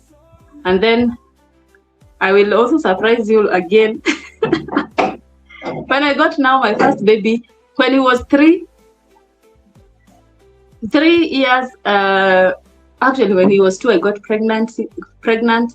3 years, 4 months, I got the second born. That is the girl now. That is now Lulu, the girl. That is how fast I needed things to go. That is how I told God to work for me. Back up, Dr. Alice. There's a lot to unpack here. Number one, you finally bring a baby into the world. Your son, KK. That was a successful pregnancy. Like when you what was that moment when you realized that this was not going to be because life sometimes throws us experiences, and sometimes even when the doctor told you that, hey, there is hope that you are going to have a successful pregnancy because this other side is still intact. But when you first, you did not even follow the doctor's instructions. So after 6 months, you are pregnant. When you went to the hospital and you realized that it's not an ectopic pregnancy, we can carry this pregnancy to term. What was the feeling like? Because the world had discounted you. They had told you are barren. People are busy telling your husband things. That can also take a mental toll, because even he's a man. Remember, he's a man. He got married, and even his siblings, even his friends, there's some ego there that, hey, how comes you got married and you're not giving us any kids and things like that. It must have wounded his ego as well. When you first got that news that this pregnancy was going to be a success, what was the feeling like? Because it feels like it must have felt like God remembered you. The conversations you are having with him, the world that discounted you and said you're barren, that was no longer the conversation. So what was that feeling like for you when you realized that, oh my God, this is going to work? So I told you the moment I realize I'm pregnant, of course, I usually test myself because now, that time I had a pharmacy for my own. I had a business. So I just went to, I used to go get a kit and do the test. And when I realized I'm pregnant, that same moment I called Dr. Njoroge and mbio niko hapo. Yeah, like I rushed there immediately. Now he told me, Alice, you don't listen to instructions. Natechovi says that Goga, me, I wouldn't have waited for 2 years as well. That is too long. So I think a lot of people, yeah. And you know, you're ready to be a mom. And I wanted to be a mother on my first years of after graduation, so that I'm done with that. You know, most ladies can understand what I'm saying. You usually want to finish up with giving birth, so that now you get your body back, you slay, you lose the weight. You know, you want to look going and stuff. Yeah, and you know, now I wanted to travel and do content and all that, so I wanted to finish up with this thing chap, because you know the you know that period of giving birth, being pregnant, giving birth, you are like in prison for like, let's say 3 years thereabout. That is a 3-year imprisonment as a woman. Because the only thing you can do is to go to work and get back to your house, because now your kids are waiting for you. It's not like a man who will get out and go for a week and come back. You cannot go anywhere for a week unless you go with that tale of yours here. You cannot leave that, you know. So I wanted to be done with that chapter. Now start raising the kids as I have fun and get my body back, you know. And I was like, you know, and there's something else, something else we used to believe as ladies, that the moment you get pregnant and give birth, you become a mama sasa. Now you are a mother. You are this big mama. You have a shapeless body, you know. So there's another best friend called Naomi. She's also a pharmacist. We were in the same class. So I used to tell her, let me tell you one thing. The moment I give birth, I have to bounce back. I cannot allow myself to look bad, like the way people believe. You know, I used to feel like I want to do things different. I don't want to believe that I'll have that bad body and look this fat and shapeless and all that. So I used to tell her, I'll work my ass out so that I make sure this body is back. My God. So it was amazing, by the way, to have to do that. Now, the doctor told me, back to your question now, the doctor told me, you don't listen unless you do not listen. This is the second time now you do not listen. Now I told him, let me tell you, doc, there are things, I have plans in this life. And also God has plans for me. So let's try this out. Let's see how it works. Now he told me, let me help you then. Now because I'm done with you. Let me help you. I'll give you meds to make sure you will sustain that pregnancy. There are drugs that you can take during the first months. That's why people are encouraged to go to hospital immediately they know they are pregnant, so that you're able to, if you have any risk of losing the pregnancy, there are medicine that you can take to maintain and take care of that pregnancy before maybe you get to 3 months, so that after 3 months, you know, you're not at risk of losing the baby. Oh, nice. Oof. So that's what I went through the first 3 months, and then I was good to go. But let me tell you, I celebrated. Hey, so that time, that is when I realized there's something called YouTube, by the way. And I was feeling like I can take, that time I don't think there was streams. Were there streams? I don't think so. They were there, but it was not popular. It wasn't a popular thing. They were not popular, yeah. So that time I realized there's something called YouTube, and people are showcasing their life and telling people stories, and I was feeling like, can I get cameras? I need to shout this to the world that now I am pregnant. Yeah? I want to tell my enemy. I wanted to tell. I wish. Even now, I usually wish, but I know they know I got kids. But I would want to know, to see what they feel now that I have 2 kids and they thought I'm barren. And they actually were, maybe they were looking for a girl for my husband to That you marry now that your first wife could not give him kids and stuff. And yeah. So I was really happy. And now somehow I got scared of sharing this story to anybody about my pregnancy. Yeah, because now you're worried they may be evil people there. My village witches are overworking. They may do the thing. I thought they are the ones. Even I was wondering, guy, what's happening? So I was like, no, I have to hide this one. I was not really able to hide it so much because there was also that excitement of being pregnant and all that. So I was finding myself telling my friends, hi, I have something to tell you, I'm pregnant. And that was just the news I wanted to tell everybody and to tell the world. That's why now that time I started recording videos. I used to do videos, but I can assure you, I post them on YouTube. I never knew anything to do with YouTube, but I used to post them, and I knew there's something called private. There's that part for private. Yeah. I recorded videos. You were posting them, but they were private. Yeah, of course, they were private. And I was like, will I ever share them? I wasn't sure. I have never actually shared those past videos. They're still on private even now. So I started recording, actually editing the videos. I started learning how to edit. I post perfect videos, but in private. And I said, one day I'll tell my story because this one now is a miracle for me. And I had that urge of doing YouTube so much that I was feeling every time when I got now the baby, every milestone, I used to record and I'm like, can I share this or not? Yeah. And then again, I was like, how about if I post, now you see our parents, the way they usually say, you're exposing your kids, you're showing to the world.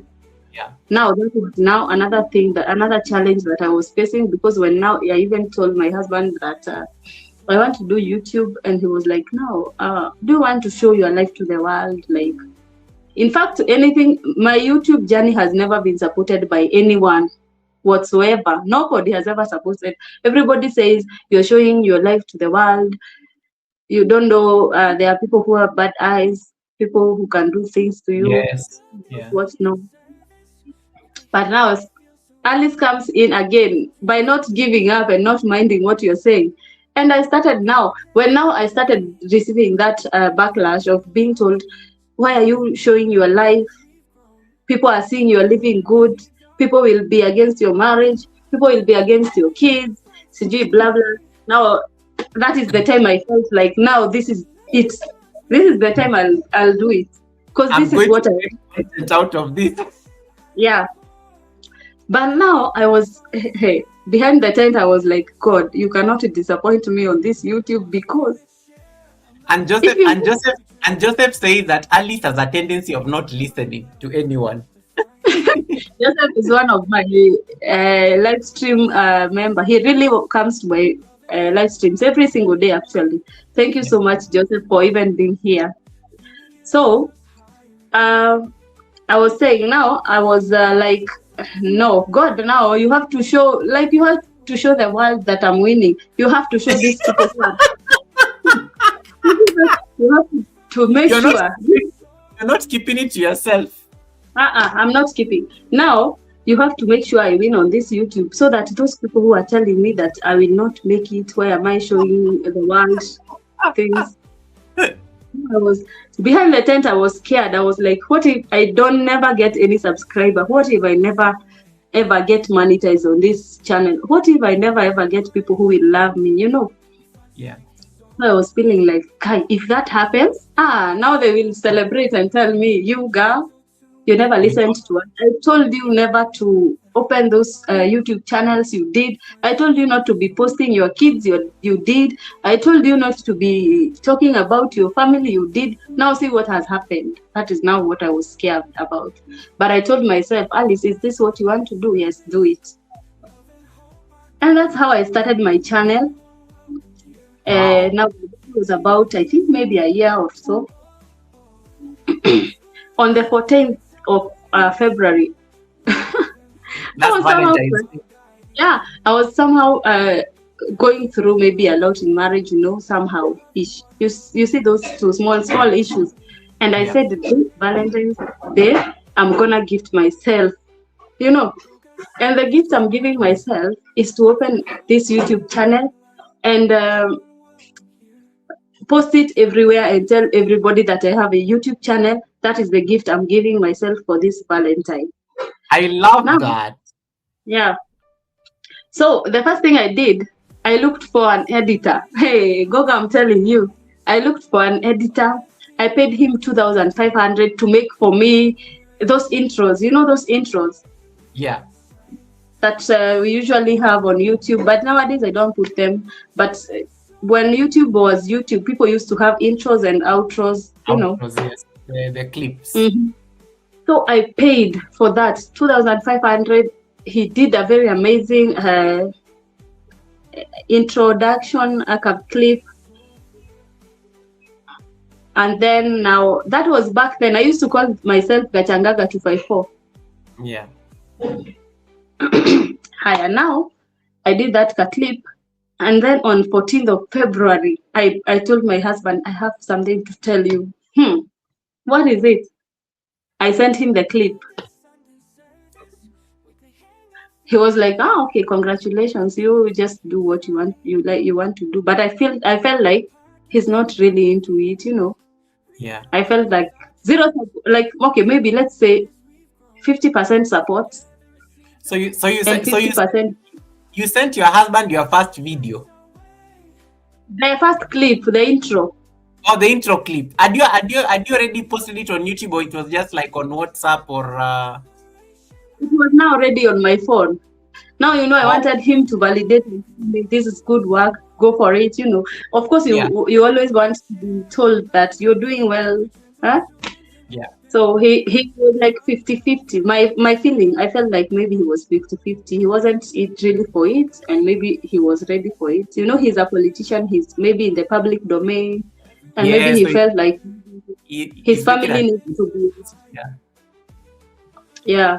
So I understood that, of course, but I said I'm still moving. So on the 14th, like this, 12 a.m., I posted that thing on my YouTube, and I also posted it on my WhatsApp status, the links. I had the energy. Hey, like nobody's business. Wow. And that's how my YouTube channel was born, because I really wanted to share it to the world. I was so excited about it. And so far, so good. Nice. Mhm.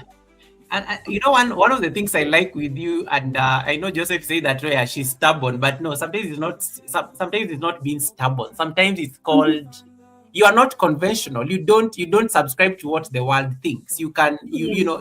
There's a certain path that you have selected for yourself, and you're going to go against that path. That Mhm. path. And sometimes I always like it from I always like it from the book of Esther, which is like one of my favorite scriptures in the Bible. Like sometimes you have to go against common sense in order to Mhm.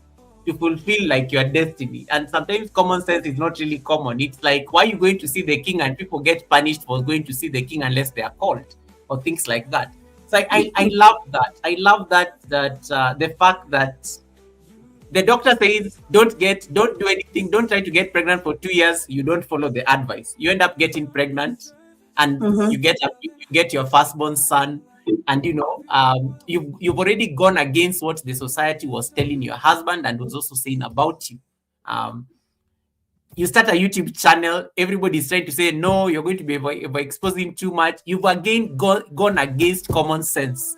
And you and I, we've grown up in this country. So I do know the pressure that comes with being an African, especially a Kenyan, in terms of the kind of content that we post. We don't have a lot of Kenyan YouTubers who showcase like, their lifestyle, like as we are doing. So it's already like uncommon anyway. You went, you chose a different path and decided to start a YouTube channel, which is also another like big thing. And when you look back, Dr. Alice, you went to study pharmacy. You're a girl child. That's already like a big win, like the fact that you went through that particular course. It's something that is, that men dominate that particular sector. Again, you're not following a script. You're always like, you're going against the script. You're doing things that make you Alice.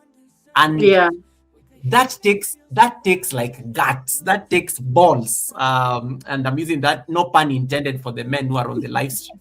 But what is that thing that makes you follow your heart, even when the world is busy thinking and giving you a script, and you're like, I am not going to follow the script, I am going to follow my particular path? And you said it very well earlier, Goga, I speak to God like I speak to you. Like, you've told me this thing, God, but why are you not like making this happen? What is that one of those things that normally drives you into following your dreams, even when the world is like telling you otherwise, even when they're trying to make sense of it, but you are like, no, for me, this is the sense it makes for me, and I'm going to follow this path. It's not called being stubborn. Sometimes it's called following your heart and your desire. And you always know that you take it on the other side for some reason. You're always convinced you will come out fine. Yeah. Let me say this. As much as we have been raised up with some beliefs and some cultural, of course, beliefs, and that there are things we believe in so much. In that, you remember when we were young, and you could see maybe people from abroad, let me say that, coming with the cameras to shoot you around, maybe in the villages or in town, wherever. You remember we used to be told that people are going to sell those photos for a lot of money. They're going to sell you abroad with a lot of money and blah blah and all that. So my question was, at that time, I used to ask myself, if they are selling us for that amount of money and they are becoming rich, how about me as a Kenyan getting the photos and sell them there and also get money? Isn't that a good thing? That is one thing I used to ask myself so much. But that time I never knew there is something like YouTube. Those apps were not really there. So when I realized there's YouTube, my friend, hey, thank goodness. So personally, I believe, now I'm back to your question now. I believe that... And just before you add that point, there's a reason it's called YouTube, not them tube, not us tube, not we tube. YouTube. You. Exactly. So one thing I've come to learn with time, as much as we love being validated, as much as we want to hear people's opinion about us, as much as we want to, like you see, like me, when I started my channel, I really wanted to send it to a few people so that they can tell me, you're doing a good job, so that I post. If they don't tell me, that I will not post. That is the normal way of people's living.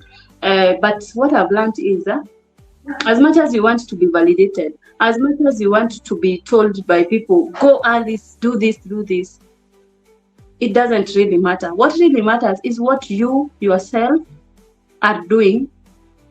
You yourself is happy about. Because let me tell you, I will dress, you see that I'm dressed up right now. There's somebody who will tell me, why are you wearing this thing on your head and you have a wig? I'm very sure there's somebody maybe who is thinking that, right? Now, if somebody tells me that, I will be like, or I remove it.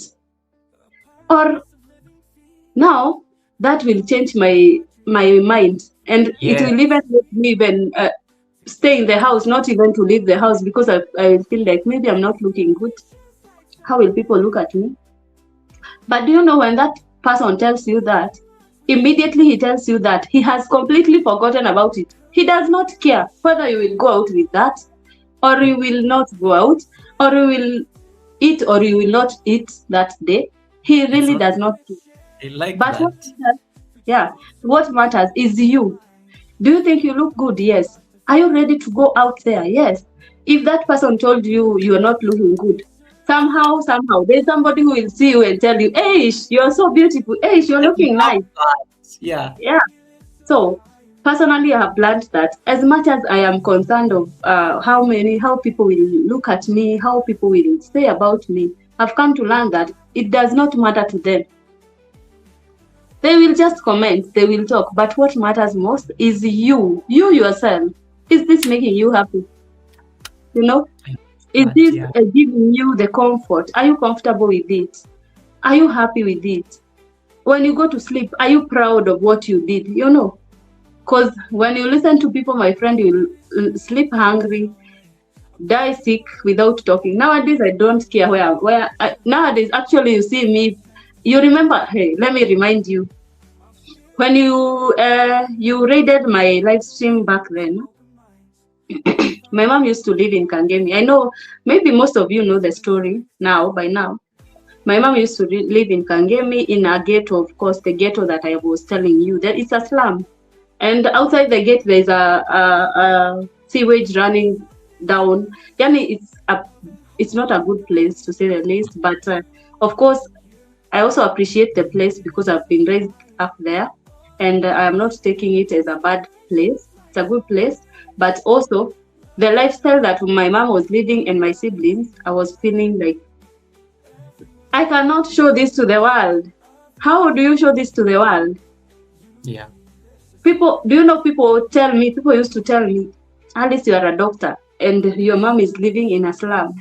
Alice, you are a doctor and your mom sometimes is sick. You know, my mom is usually very sick even now she's not usually okay. But now I live with her in my house and my kids and my grandma. So what I was telling you is that time I used to fear. Even doing the live streams, I used to do the live streams when I'm in my house, now my husband's house, where I used to live with my husband. When I go to my mom's house, I will never record a video. Because I'm feeling like, hey, people will start asking me, you are a doctor, you cannot help your mother, you are a doctor, you cannot do this, you are a doctor, how are you? You know, but that time, you remember that time you raided me. I was in that house, my mom's house, and I had slept down on the floor on a mattress. I don't know if you guys noticed. And you are too excited with the raid that I think we did not even pay attention to that. Simone, I think, can confirm because Simone was there. Don't go back. But I'm telling you, I was sleeping down on the floor in a mattress at my mom's place. That room we were sharing, me and all my siblings plus my kids. And then the other room, my mom and my grandma. Now, who is my grandma has a stroke, and my mom's bedroom was also the kitchen. Wait, that was, I did not notice any of those things you are saying. You wouldn't have noticed because I was really trying to bring the camera here so that you guys cannot see where I'm sleeping. Because I was just doing my live stream, and that last year, that is when I realized people really don't care. So I started saying I will be streaming or recording videos wherever I am, whether I am at home. Even that year, you can see on my channel, I posted videos for where I was in Kangemi at home, cooking there outside with the jiko. Most times I did that. But now, when I realized that, now I was able to stream even when I'm there in that house, a small house, and sleeping on the floor and all that.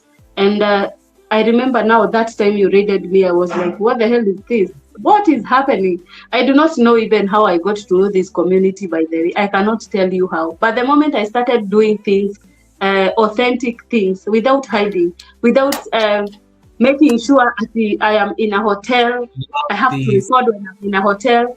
I have to record when I'm in my house because it's looking all good and it has everything. When I decided to do that, that is when I met actually this community.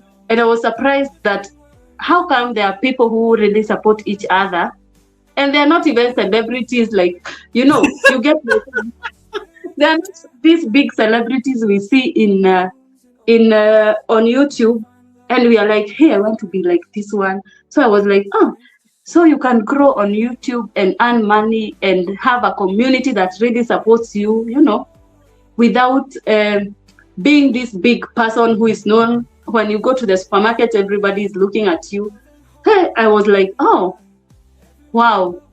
Then now I got to know the community and I started supporting people and all that. And somehow within that period, you raided me, and my eyes got opened up, like literally. From that time, I have never gone back. Whether I'm in the toilets, whether I am not having good hair. Hey, but toilets, we are not doing live streams on the toilet. But I have there's a time I was say yeah. Is I never ever try to care of what people will say, as long as I'm doing something that is making me happy. Like if you have watched videos like the ones I've done in the villages, most times I am having those lines for high school. Those primary school lines. Yeah. Like I am those. I am having gumboots. I am sitting all over. I am eating with my hands. Like I don't care. And I feel really, really fulfilled with that. And that from the last year, to be very honest, if you have looked at my YouTube channel, I have really grown. I have been so much authentic with my job. Like I'm not minding. By the way, I don't mind what people in comment. Actually, mostly I tell people, please leave a genuine comment so that I can know a genuine comment. Do not mind what you're telling me there, because it will not really affect me as much. Because I want to see that bad comment you're telling me, hey, that dress of yours is torn. Because I'll know, you noticed. It's okay. That was your opinion. But I was happy with this dress. I was comfortable in this dress, So I've learned to just do what really makes me happy without thinking, and be authentic. Especially on YouTube, be authentic. If you're dancing with your baby, just dance with her. Post it. You'll still get views. You'll still get people who will love you, and life moves on. If you're earning on YouTube, you'll earn what you get on that path. It will help you in some type of way. You'll feel comfortable and contented, and that's how we move. Every single day we grow. On this YouTube, I have learned that every single day you grow. It doesn't matter the effort you're putting. Make sure you are doing it. Wake up and do what you're supposed to do. The rest, tell God, hey, God, I've done what you expected of me. I love that, and I think I like how you just went into the YouTube thing, and I think it's a great place to, and there are very beautiful comments coming through on the chat around authenticity from East African, from Ifeanyi Sikul, from creativity. Kanini Kanene, who said that she also used to do live streams in the toilet. Because just life is just life, and because you can't expose work. But I love this comment by Ifeanyi, who says, authenticity is the key. In a crowd, there is always someone shorter or taller. There's always someone shorter or taller, and I think I love this. I love this because I just remembered about the raid. Just now that we are talking about, I just remembered about the raid and how you are so shocked. You are so shocked, first of all. And guys, she cried, like she was this lady was bawling tears. Like I think it had never happened. She did not expect it. It was one of the most beautiful raids I think that we did on her channel. If I'm now just remembering it. And Dr. Alice, I'm going to let us tell people the receipt. This Dr. Alice, do you know she was monetized and she did not even know? So she had a dollar sign there on the chat. So she could not understand because Tribe Google came through and they were giving us super chats and things, and she was like, what is going on? Because she did not know about the super chat and things. She didn't even know that the dollar sign was there in the first place. Me, I was laughing the entire time because I was like, because I thought what do you mean you don't know you're monetized? There's a dollar sign, we can see it. and stuff like that. But she had gotten the half monetization, the one for 500 subscribers and 3,000, the 3,000 WH and whatnot. So she's working towards her full monetization. Dr. Alice, how comes you did not know that you're monetized? That day you looked shocked even more than us. I'm really sure. We were teaching you more things on the live stream than the other way around. And it was one of the most beautiful raids I think we've ever been to. Actually, that was my first time I realized I'm monetized person. You are the ones who told me on the live stream. People, David Dant and the rest are busy giving us super chat. She did not know that she's monetized. But as Yeah, you can see, no, I was seeing people sending me some like dollars, and I'm like, what? What is this? What is happening? And then I had to sit down and calm myself down and at least thank people and tell them I'll buy my mom nyama the following. You're going to buy your mom meat. Like I was so excited. Now I understand why you said meat specifically, knowing that you used to count meat pieces. I used to come tell you. Even right now, I love meat so bad. So it was a rare gem. When you eat meat, at our home, it was a rare gem. So that day, I was in that house, and you see, every time I used to go to my mom's place, I used to tell my God, I need to change this lifestyle. But then again, you have responsibilities. You're paying school for a campus student, you're paying school fees for another high school student. You have my family, of course, I wasn't taking care of it because, of course, I was married then. So that was purely not my responsibility. But now on my mom's side, I am the father, I am the husband. When they're feeding them, so people are wondering, where do you take your money? And I'm like, I'm trying to do the best I can. You have to pay school fees. You have to do all the responsibilities and taking care of high school student, a campus student, and your mom as well, who is on and off in the hospital. My grandma, of course, she has stroke for now since 2012. How many years are those? That's like 14 years. Yeah, she got stroke in 2012. She has been in bed the whole time. You have to make sure those people are having food. They of course go to clinics and all that. But those are things people don't know about you. They think that the salary you're getting, what are you doing with the money? You cannot even help your mom, But deep inside me, I know what I'm doing is the right thing, because when I educate my siblings, when they get to start working, we will help each other, help my mom, because I cannot let my mom live in a very good place and yet my siblings are not going to school. I also wanted them to build their future in their life, you see.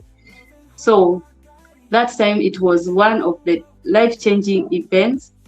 Actually, do you know, can I surprise you? Yes, I'm a doctor and I've been earning money, but that time I had a techno phone, a phone that was really cracked, because I wanted to imagine myself buying a phone and I have other responsibilities, Yeah. So when you guys raided me and all that, and I actually reached out to you later so that you tell me what to do. How do I apply for the PIN? How do I even get the money? Like, it was all new for me.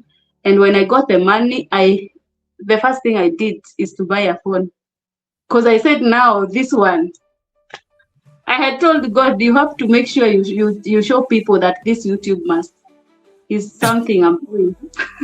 And now that I got money from YouTube, I said, I'm going to buy a phone that will be having a good camera, so that when I'm doing my videos, at least they will be a bit better before I get somewhere and get a camera and now do bigger things, And still after that time, I was able actually to move my mom to a new house. When I now separated with my husband, I decided to get a big house for me and my mom and my siblings and now my grandma, which we have been living there. We are almost hitting a year now, right? I think so. Wow.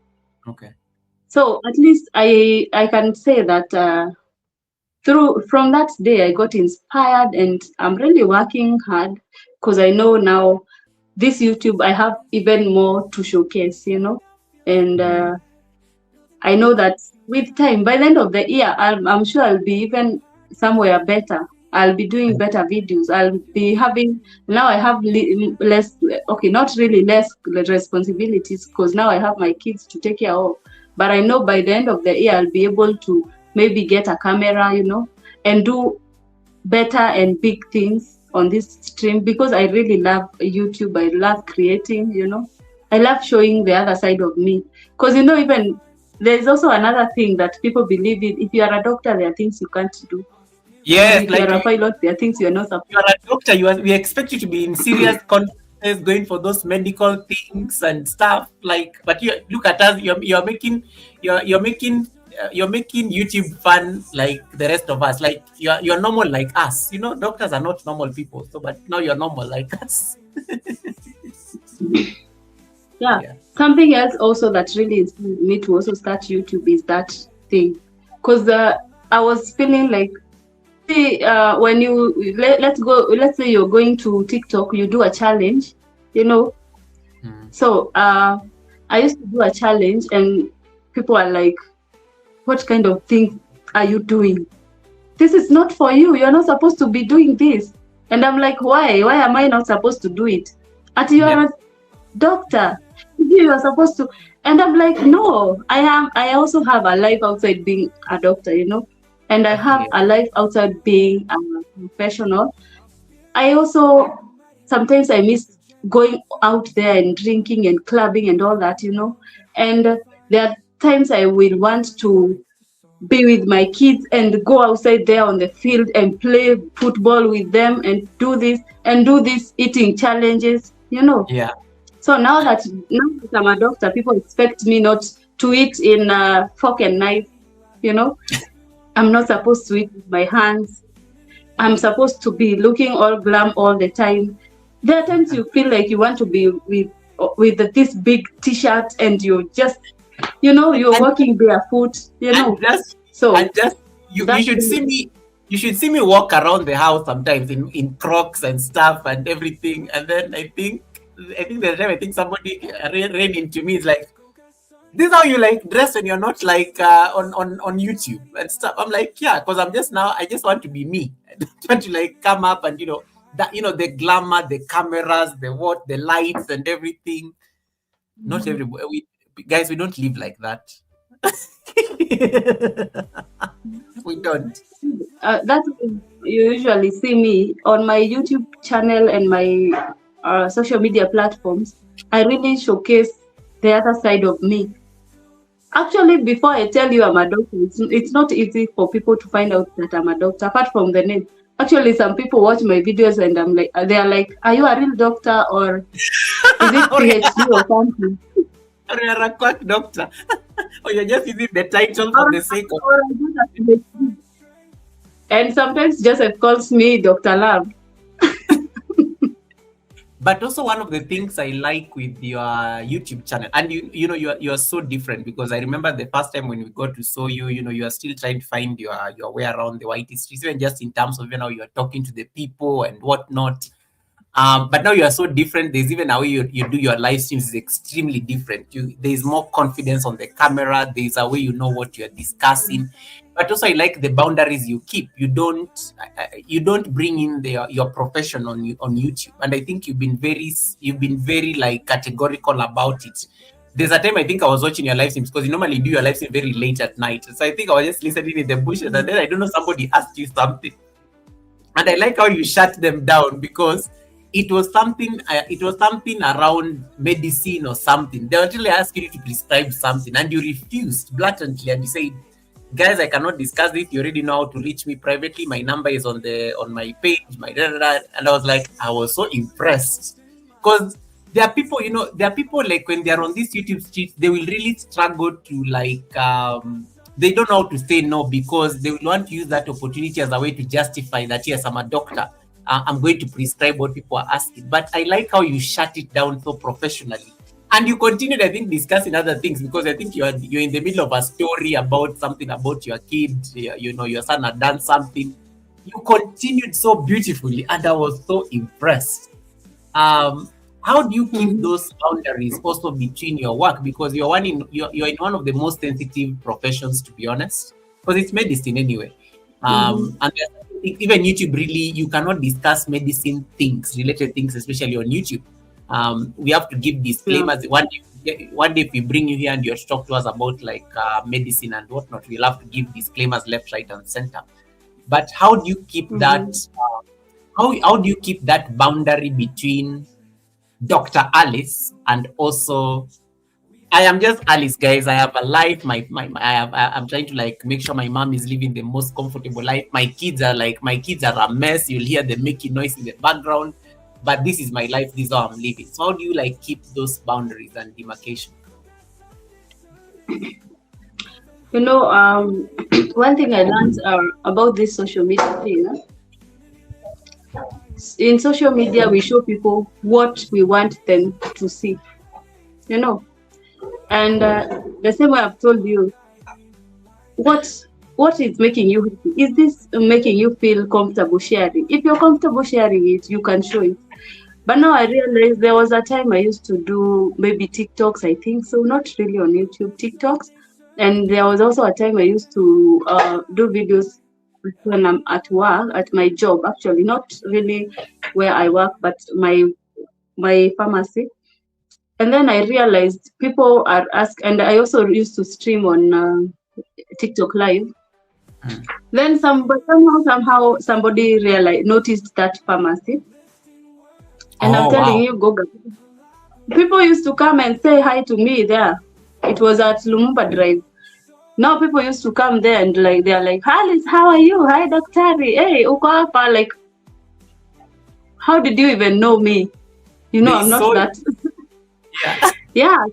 So I was like, this is how social media can expose you sometimes. And since this is a private, it's actually a very confidential kind of career, I decided to keep it completely away, not even doing those short clips. I rarely do them because I realized one person can notice where you are at and they will come for you. And then your bosses will be like, what the hell is happening here? Did we employ you to bring people here? You know? So I decided to keep it completely low. And I of course, I had categorically decided to make sure my YouTube and my social media is showcasing my other side of life completely. I want to show people that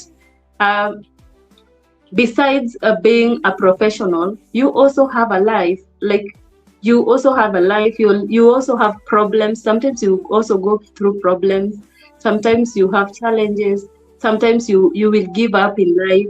It doesn't matter that now that you are a professional, you can't have problems. It doesn't mean that you are now a professional, you cannot sleep hungry. You know, there are so many challenges in this life. So I decided now I have to be categorical on this. And the fact that I've put my WhatsApp link on my bio, and I am very also categorical on that. I tell people, make sure it's a WhatsApp message, not a call. So there are those people who will not also listen. They will call you, they will video call you, but unfortunately I never pick them. And I also get calls. You see now, the WhatsApp nowadays, I'm realizing they are hiding the numbers. They will be hiding the numbers, but initially you will get the contact. Now you can call. People also call me through that line directly, but I never pick. If you have not texted me on WhatsApp and tell me what you want, that's it. I found it bold that you have your number there, because I don't share my number very often on my YouTube journey. I always prefer engaging people on Instagram in case there are any YouTube related questions, just to create that boundary as well, because people are weird. It's the internet. And you're an extremely beautiful woman, so I can imagine the kind of messages people are sending you, not even asking you about medicine. So and video calls. And video calls, and I'm sure these men are busy. Yeah. Now, if you're married, do you have some funny?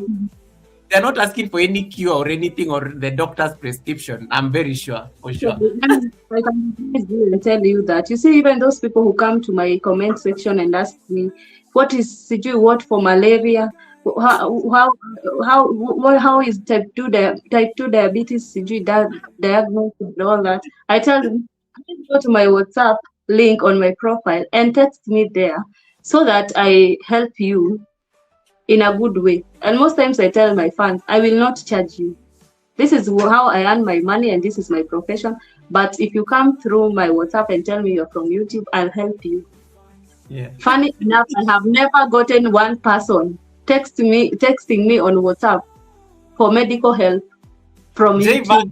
J-Van is waiting for like the cure. Like you promised J-Van a cure. So J-Van for some reason says that, Doc, I'm still waiting for the cure that you promised me. Did J-Van actually send a message asking for this particular cure, or is it one? But anyway, J-Van is my friend, so I know I'll have to mess up with him there. So you will find people asking you those questions. I don't know why they ask, because if somebody is really serious on a particular case or on a particular condition, they will definitely go to your WhatsApp and text you and ask you, Doc, can you help me this and that? Unfortunately, they don't come back. That means that person was not in need. Maybe he Googled something, a question, and came to bring it there so that they can get more receipts about you and say how unprofessional you are, how you answered a particular question, you know.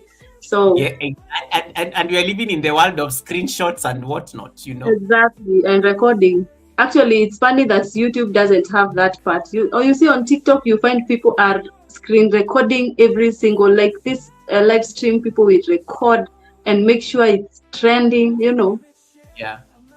So you have to be also very, as much as we are creating, we also have the professional life. If you're not showing your professional life and you're not sharing like anything to do with health, make sure you stick to your niche and what you're doing. And if they need help professionally, let them get to you in the right place, because it can be messy also.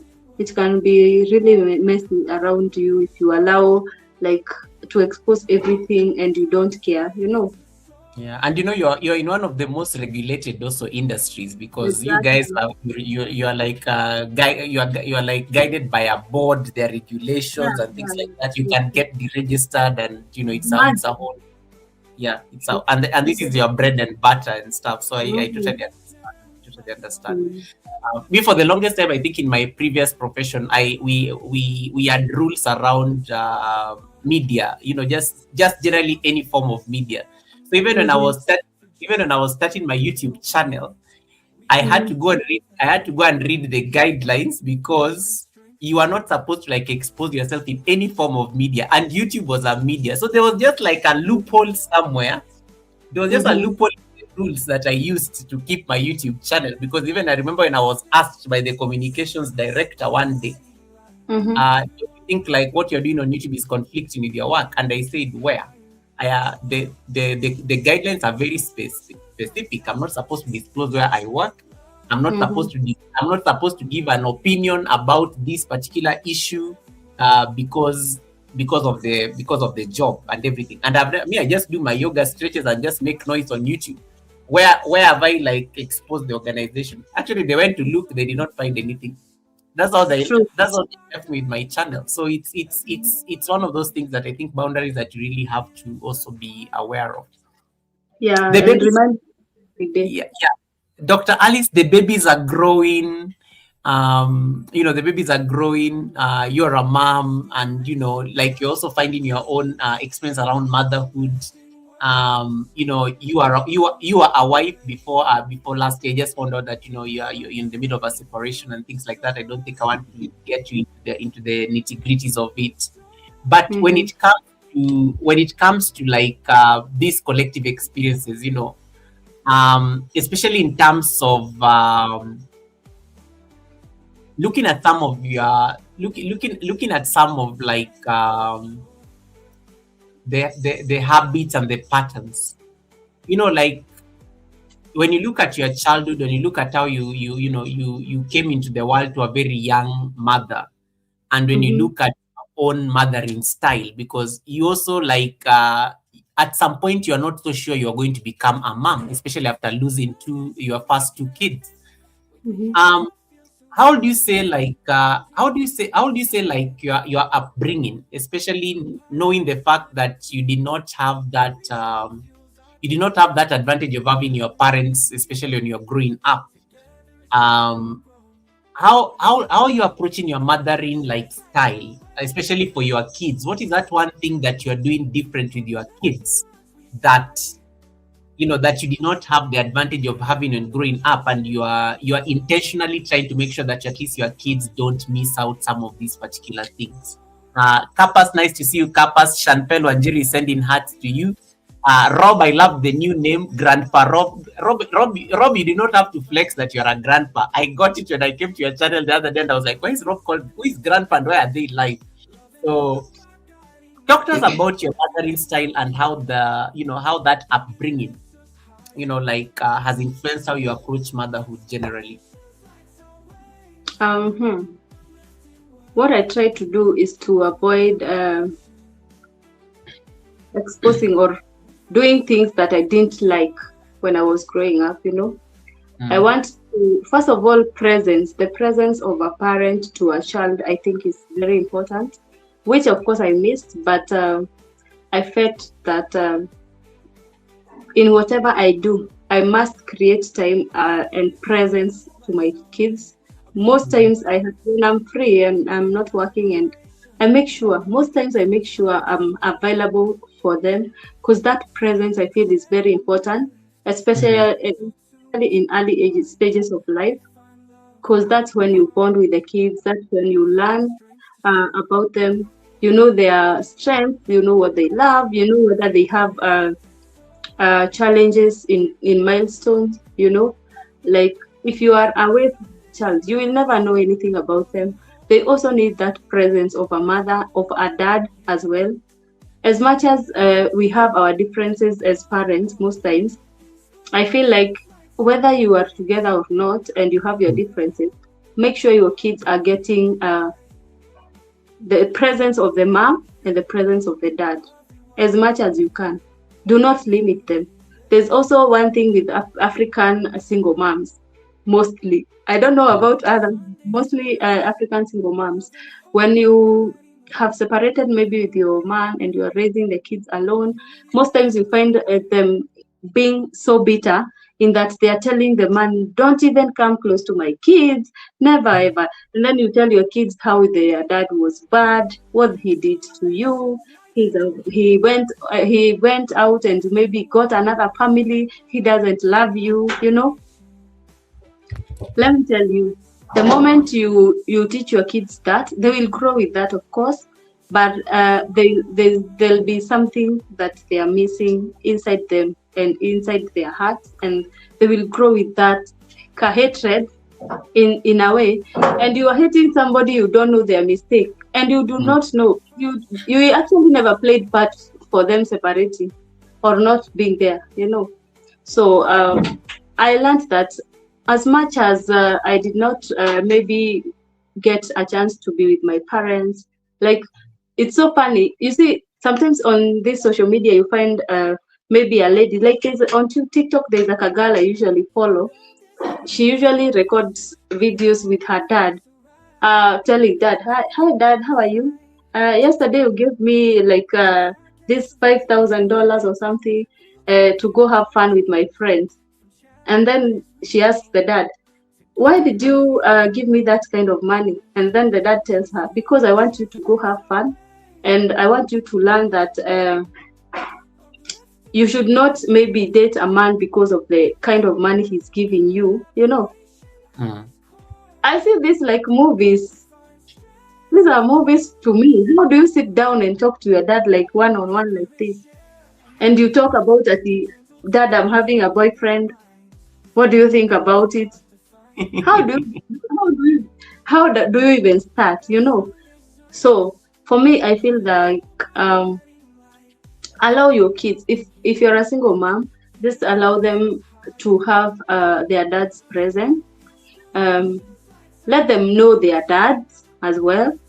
if the dad is there, just make peace with him. As much as you are not together, make peace with him and tell him it's good you be creating time for your kids. Also, as a mom, let us not be too busy. Yes, I know we are looking for money and we need that money, but again, if it's possible, create time for your kids. Make sure you're spending with them. Make sure you're cooking for them. Make sure you're playing with them. Make sure you're having conversations with them. Because when I start a conversation with my 5-year-old KK and start teaching him, hey, do you have friends in school? What's the name? Blah, blah, blah. He will start feeling that ease of sharing with me even when he grows up. But the moment I teach him, as you have a friend at this age, you know, he will start fearing me. And when we grow up, you know, you will be having a boyfriend and you will hide. You will hide until when that boyfriend tells you, I'm coming to your home. That is when you and that time you're fearing. You go the first time to visit your mom to tell her, Mom, I have a boyfriend, and you're like, no, I've not gathered my courage. Let me go back first and come next weekend. You come for 3 weekends, that's when you realize time is running out. Let me tell her now. You know. So I feel like presence of a parent is very important. As much as you are so busy to do whatever you're doing, also try as much as possible to create time. You know, most of us, like the millennials and the Gen Zs, hey, what we are focusing on is to have fun.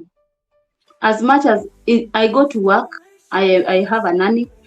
Now the nanny is the mother to those kids, is the one who cooks for the kids, is the one who cleans the kids, cleans the clothes and everything. Now me as a mom, as long as I'm bringing in the money and food and snacks and everything, on Saturday when we go, calling my friends, where are you? Form, where is the form? Form. We go, have fun, drink, come home at night, late at night. You do not even know how your kids sleep. You do not know, even the nanny is the one telling you, hey, your child is coughing, your son was complaining about her tummy. You cannot even tell why the tummy is having a problem because you have not been there. Now you're starting to ask the nanny, what have they been eating this week? And then again, we come and complain when we see nannies becoming the wives to our husbands. We are there complaining so much. I'm sorry to say that. We are there complaining so much. But trust you me, your son and your daughters know your nanny so well. They have interacted with your nanny so well. She's the mother. In other words, you are just the biological mother who gave birth to that kid.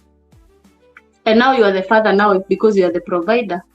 You know, so play your role as a mom, show presence, cook for them, teach them that you're the mom, you're supposed to cook for them, make sure they are happy, show them love, play with them, you know. Don't be the serious person who will come to the house, food is cooked, now your work is to go to YouTube and chat and TikTok. Yet, you know, it's good to do that. I'm not saying it's bad because I also do it, but also you'd rather even play with the kids a few hours. You cannot be on the live stream throughout. Honestly speaking, personally, I cannot be able because I feel like I also need my private time with the kids. There are things you can discuss with the kids, you cannot do it on camera, you know. So yeah, that's it. Wow. And in terms of like and thanks so much, guys. If you're just joining and you have not yet connected to Dr. Alice, we are multi-streaming on both channels, so make sure you connect to and just get to know like get to know who this amazing, beautiful lady is on the screen. You know, what's her story and whatnot. The belief that you know, like the belief that children of single mothers end up repeating the same cycle. What is your take on this? What is your take on this, especially not just as a firstborn, but also having been having been a child, been raised by us, at least in a single family household, you only got to see your dad much later after passing the exams, and he was there just temporarily in a bit of your life. What is your take on that aspect? Because I know that was a very passionate thing you wanted also to bring out carefully. Is it a myth? Is it a reality? Is it a gray area? Oh, sorry. Pardon me. I Yeah. was focusing on something else in my mind. Ask Yeah. again. No, I was talking about like there's this the misconception or the notion that children of single mothers often end up repeating the same cycle. Mm-hmm. What is your take on this? Is it a myth? Is it a reality? Or is there like a gray area around it, especially from your experience? Mm-hmm. Before, when I was married, okay, most times, most Africans, let's say that, or most people believe that you follow the rules, like you copy paste you copy paste your mother's life. Mostly, especially to single mothers, that's what people say. That if my mother was a single mother, the way she has raised me up, there was no the masculine energy, So I'll have that chest. I'll be the masculine. I'll go to marriage with that masculine energy and feel like, as long as my mom was able to do this, I can do it. Of course, we have that kaigo. Most of us, especially when you are raised with by a single mother, and also you have that. You see, you have that feeling like, especially when you're a woman, if my mom did this, I can do it as well. And you feel a man should not control you, a man should not tell you this and this. In the contrary, if somebody is raised in a family that has a husband and wife, there are things you learn. Like I will learn as a girl, I will learn that this is how I'm supposed to respect my husband. This is how I'm supposed to treat my husband. I'm supposed to cook for my husband. There's this order of life. The order of life, Goga, that it's always God above men, men above women, women above children, and that order of life must stick that way, whether you like it or not, whether you are a millionaire or not. That is the order of life, right? So when you are raised up in that kind of a family setup, you will know how to handle your dad. You see, the husband is the head of the woman, right? There's no time the neck will become the head. But you cannot learn that if you have been raised by your mom only, who has been the head and the neck and the body,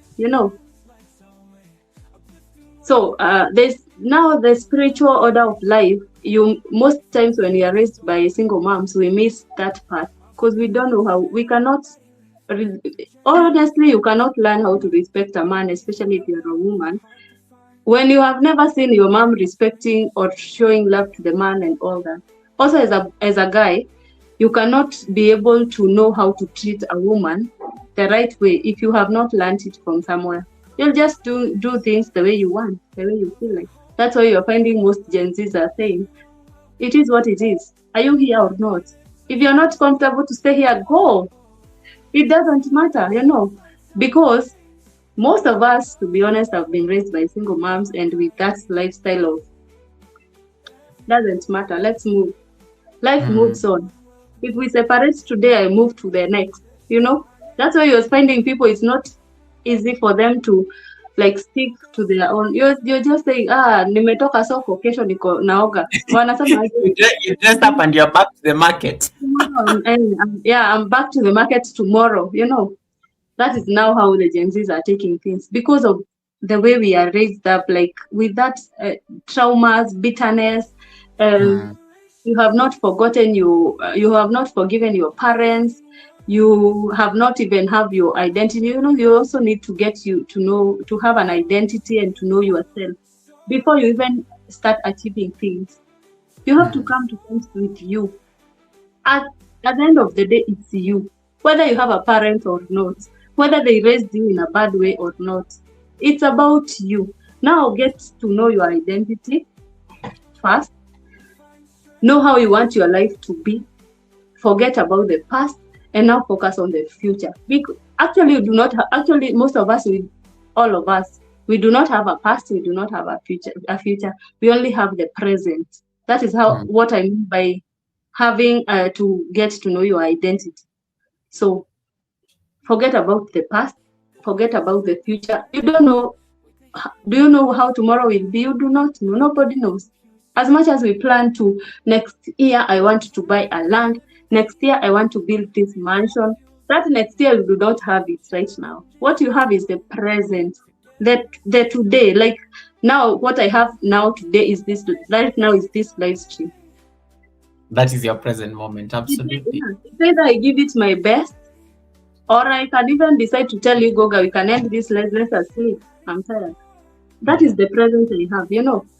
I do not know how tomorrow will be. So let us, all of us, know our identity, stick to our present. If I wake up this morning, make a prayer and move. Am I supposed to shower and go to work? Do what you're supposed to do that time. That is the time you have. Make use of that time. And the moment you have that in mind, you will achieve a lot.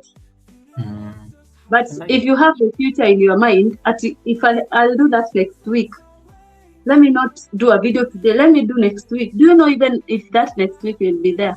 But the moment you say, I am a YouTuber, yes, I have woken up, yes, my camera is okay, yes, let me do this video because I don't know about tomorrow. You will be very consistent. You will find yourself being the best creator. Learn now. Do it now. Forget about the future. The future will unfold itself as it goes. Well said, and I think I couldn't have put it in any better way. You said something there that I want to just build upon before we get into the final questions, which is you said your identity.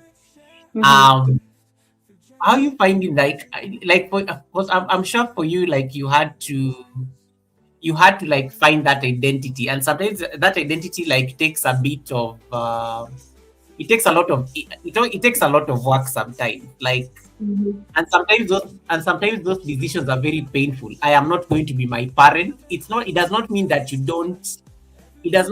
your parent was a lesser being. It's just that there's just a certain level of knowledge they had and they did their best. But finding that identity is you saying that I am not going to be my parent. I am not going to approach life. I am not going to approach life the way the society prescribes I should live. I am going to have my kids, even when the society thinks that I'm not capable of having the kids. When it comes to Dr. Alice, how easy or how hard was it finding your identity? And sometimes it comes also from a place of trauma because you had to raise your siblings from a very young age because you had to become a parent very early as well. And these were not necessarily your kids. It was a responsibility that was, as much as you say you've taken it, it wasn't actually yours. It was they are these siblings of yours are parents. You are just one of the siblings. You are supposed to be taken care of, but something fell through the cracks somewhere in there, and you had to step up and take responsibility. How do you find your identity beyond? Because your siblings, there's just so much you can do for your siblings, but it's not a guarantee that they will step up when the time comes. And finding your identity sometimes is making peace with that reality, that I have done my part as a sibling. Whether they step up and they take care of mom or grandma, it is something out of your control, and it's a reality that you have to accept. So how was it for you finding that identity, and also coming from a place that even as you're finding that identity, you are not acting based on the firstborn daughter trauma, like, hey, I'm the one who raised you, so I'm going to do it by force, by fire. I am not, it's not coming from a place of trauma, but it's coming from a place of healing and recognizing that this is the reality. Maybe I'm doing too much here. Maybe I need to step down. I need to step away or maybe step back in this particular angle. Yeah, talk to us about that identity conversation, because I think from a firstborn daughter, I think it's necessary. Yeah. So along the way, I've come to to learn a lot. Let me say that. And there's one thing, as mostly us firstborns and the way we are raised up, we've grown up knowing that not only firstborns, actually all kids, they have been raised in a way that we believe when I grow up, I must. There was something I was listening to. Somebody was giving a story and asking, how comes when I give my mom 10,000 shillings, I'm just giving her as a token. Why? How comes she has to count and confirm it's how much? Or if I send her 2,000 shillings, she will call me before saying thank you. She will call me and tell me, you have not sent the transaction costs, the money. Like you have spent 3,030 for that, so that I withdraw the 3,000. You see the audacity that the parents are having nowadays. Like, there's that thing that our parents have raised up, that thing, thinking that as long as I'm working, I must be able to give my mother, my dad money. There is that culture that we have grown up with, knowing that as long as I'm earning money, I have to support the family, I have to build them a house, So as I was growing up, I've come to learn that as much as we did that, or we have been doing that, and we have to continue doing that, as much as you have that, you also have your own life, You also have your wealth to build, because I also have to build my wealth for my children, True. So there is this life that I have, and that's why I say in this world, it's a big world and beautiful and it's full of people, but at the end of the day, it's you and you alone. You have to work for yourself, you have to work for your body, you have to work for your health. Those are the major things that you're supposed to work for, so that you are able to give. You cannot be able to give love if you do not love yourself. You cannot be able to feed the people when you are hungry. That's absurd, right? I cannot be having zero money, but I go and get a loan and go feed people. So I came to learn that, first of all, you are your number one. You are your first priority. That's why I said, do what makes you happy. Make sure your health, check. Make sure you are exercising. Make sure you are eating right. Your body is healthy. Number two, make sure you know your identity. Come to terms with yourself. Come to terms with your parents. You might be having a lot of issues with them, but right now I'm a grown-up. I'm a mother. What can I do about my past? What can I do? How can I reverse life so that I live with my parents? I cannot. I cannot bring things back to life. So I need to come to terms with that. I need to sit down with my parents and tell them, you know what, Mom, I have been judging you wrongly, maybe for something. You just forgive me. Let life move on. Go to your dad as well. Tell him, Dad, I judged you wrongly. I did this and this. I had stress over this and this. Please forgive me, because maybe I didn't know much. Now that I know a lot, I just want to be in terms with life, and we be in good terms. I would actually wish to go for a lunch with my dad. You see, I would even want to go and buy him a cup of tea, but now I don't know how I can approach it, and now I'm still working on it, because now it's still another task to deal with. But now, what I mean is, it's good to first prioritize on you. Also know that as much as there are those responsibilities, it is not a must. It is not a must you do them, because that is not your responsibility. You did not apply to be born. Although even if I asked my dad that, you never applied to be born. You never told your parent to bring you to this world. So the moment you're bringing a kid to this world, you're supposed to know, this is my responsibility. This is not my son's responsibility, because your son did not tell you, please bring to the world another child, we will raise her. Nobody told you. It's you who did that. So You are supposed to bring those children to this world knowing that purely this is your responsibility. Have zero expectations for whatsoever. As much as you are helping, have zero expectations, because when you're having expectations, you will be very much disappointed. You will be frustrated. That's why you're finding people having health issues, saying that they have mental issues, sijui they have what. It's because of those to stress that they are giving themselves, thinking that I was expecting my brother will buy me a car. Now he has built a mansion, he has 2 wives, he has bought them cars, and me, he has never even bought me one. Now, why are you stressing about his life? It's his life, Avoid having expectations, and your life will move on perfectly. Focus on you, focus on your health, focus on your body. Do what makes you happy. That way you will find better revelations about your life.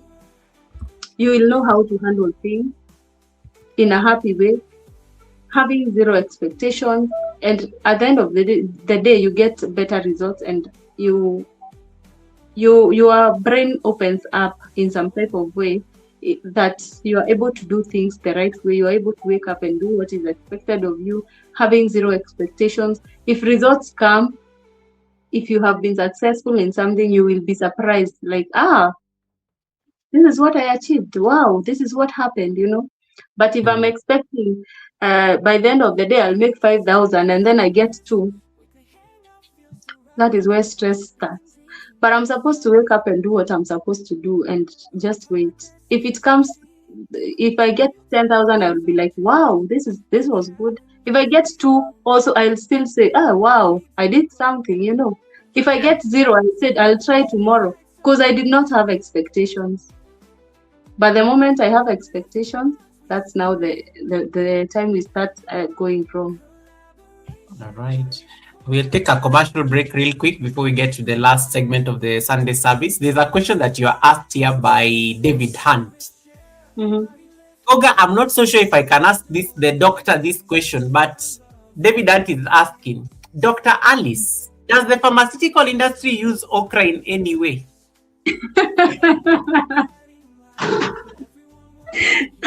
Oh my God! Of course, you knew this was coming. You knew this was coming. David Hunt is always getting us into trouble with all these okra questions. But any Sunday service gets us to go through the okra question in whatever form it is asked. So, what is your take on this? I don't think you're supposed to comment on the pharmaceutical industry per se, but the man wants to know about your take on okra.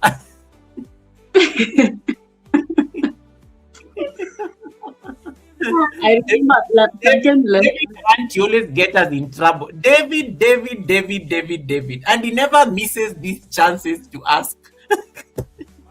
He must be a lover of that okra thing, but it's not a bad thing. The man cannot. But anyway, let us hear your doctor's opinion on okra. Last year, when I started doing the streams and watching people's streams, we used to joke around with Kapas about the okra thing. Now I used to ask him, can I make you okra soup? And then he was like, no, I hate that thing. So, what's my take about okra? I think let me say it's just food. And everybody should take it. It's a healthy meal. David Hunt, stop there, please. Do you take okra, Dr. Alice? I do. Okay, that is all we needed to know. Thank you for being very candid. Thank you, David. David, you lost this one. Though Dr. Alice did not say it with a lot of passion as I wanted, but the fact that she's not anti-okra, I think we already have an answer. David, you lost this one, fair and square. Yeah, welcome, Ansh. Welcome, and we hope you have an amazing 19th birthday. Thank you so much for coming into the live stream. I don't know where you're watching us from, but thank you so much. Everybody's so excited on how you answer that okra question for sure. When it comes to let's get into the advice and just the impact in terms of like the story that is Dr. Alice. And don't worry, I will not keep you long. I'm mindful of the time because it's already 3 hours. Let me ask some random questions first before we get into the impact questions. What is this one you can just freestyle, whatever answer comes to your head. Yeah. What is the truth about Dr. Alice that people might find surprising? What is the truth about Dr. Alice Africa journey that people might find surprising? What it's not surprising nowadays because I'm doing it. Yeah. The fact that I love dancing and singing. Wait. Ebu, say that you love dancing and singing. And we've been Yeah. sitting here the entire time. Why did you not ask us to like? No. You know, you are surprised, right? But Yeah. I've been singing on my live streams most times. It's the dancing thing. I've never seen you dance. I hear you sing even those Kikuyu songs, but I've never seen you dance. Exactly. Now the dancing part now is the shocking now. The singing part people now have known. So are we going to dance on this live stream? We stand or no? Next. Or we make people pay for Watch out for the next live with Goga. I love that. Watch out for the next video or pay us more money so that you can see us dancing. Dance the whole night. The next question is going to be before, to become the woman that you are today, to become Dr. Alice Africa, there is something you had to unlearn. There is something that you had to remove, and you had to cast aside so that you can become the woman that you are today. What is that one thing that you had to unlearn and burden yourself off to become who you are today? The past and fear. Ooh, that's powerful. Fear.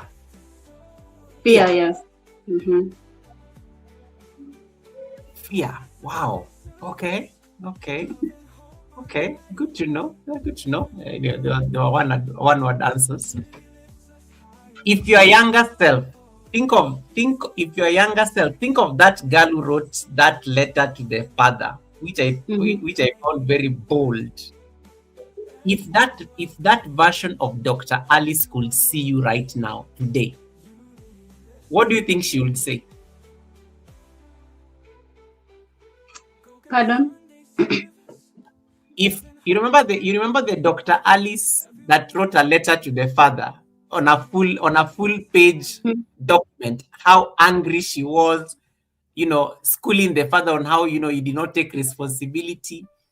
If that version of Dr. Alice could see you today, that angry daughter who was very annoyed towards the father, what do you think she would say if she was to see you today, where you are seated?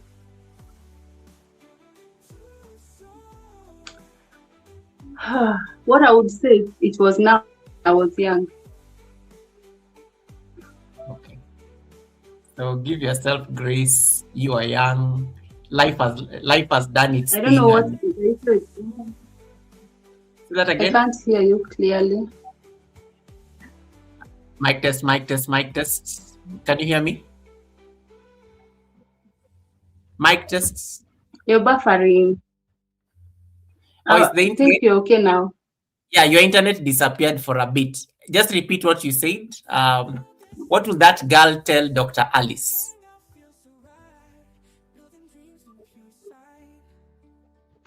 I'm proud of you. Oh, I love that. Yes. I love that. Impact. When it comes to the impact and advice, in case there is a firstborn who is listening to us right now or even watching the replay, and they feel overwhelmed by the responsibilities in their life right now, what would you say to this firstborn? Whether it's a daughter, whether it's a son, whether it's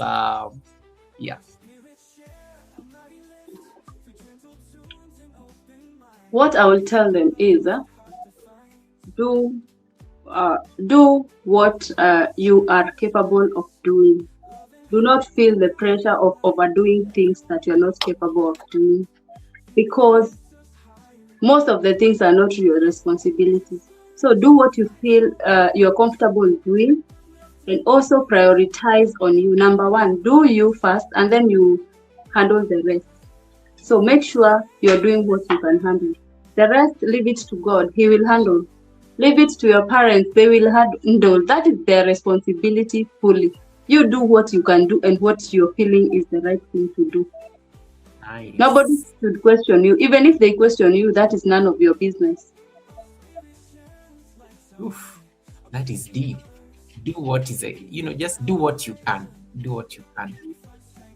For the content creators, and I know you said this earlier when you're speaking about authenticity. For the people who are joining YouTube today, the people who want to be YouTubers, the people who want to be content creators, and they feel that their background is holding them back, the way you are scared of showing us that place where your mom was staying back in the day.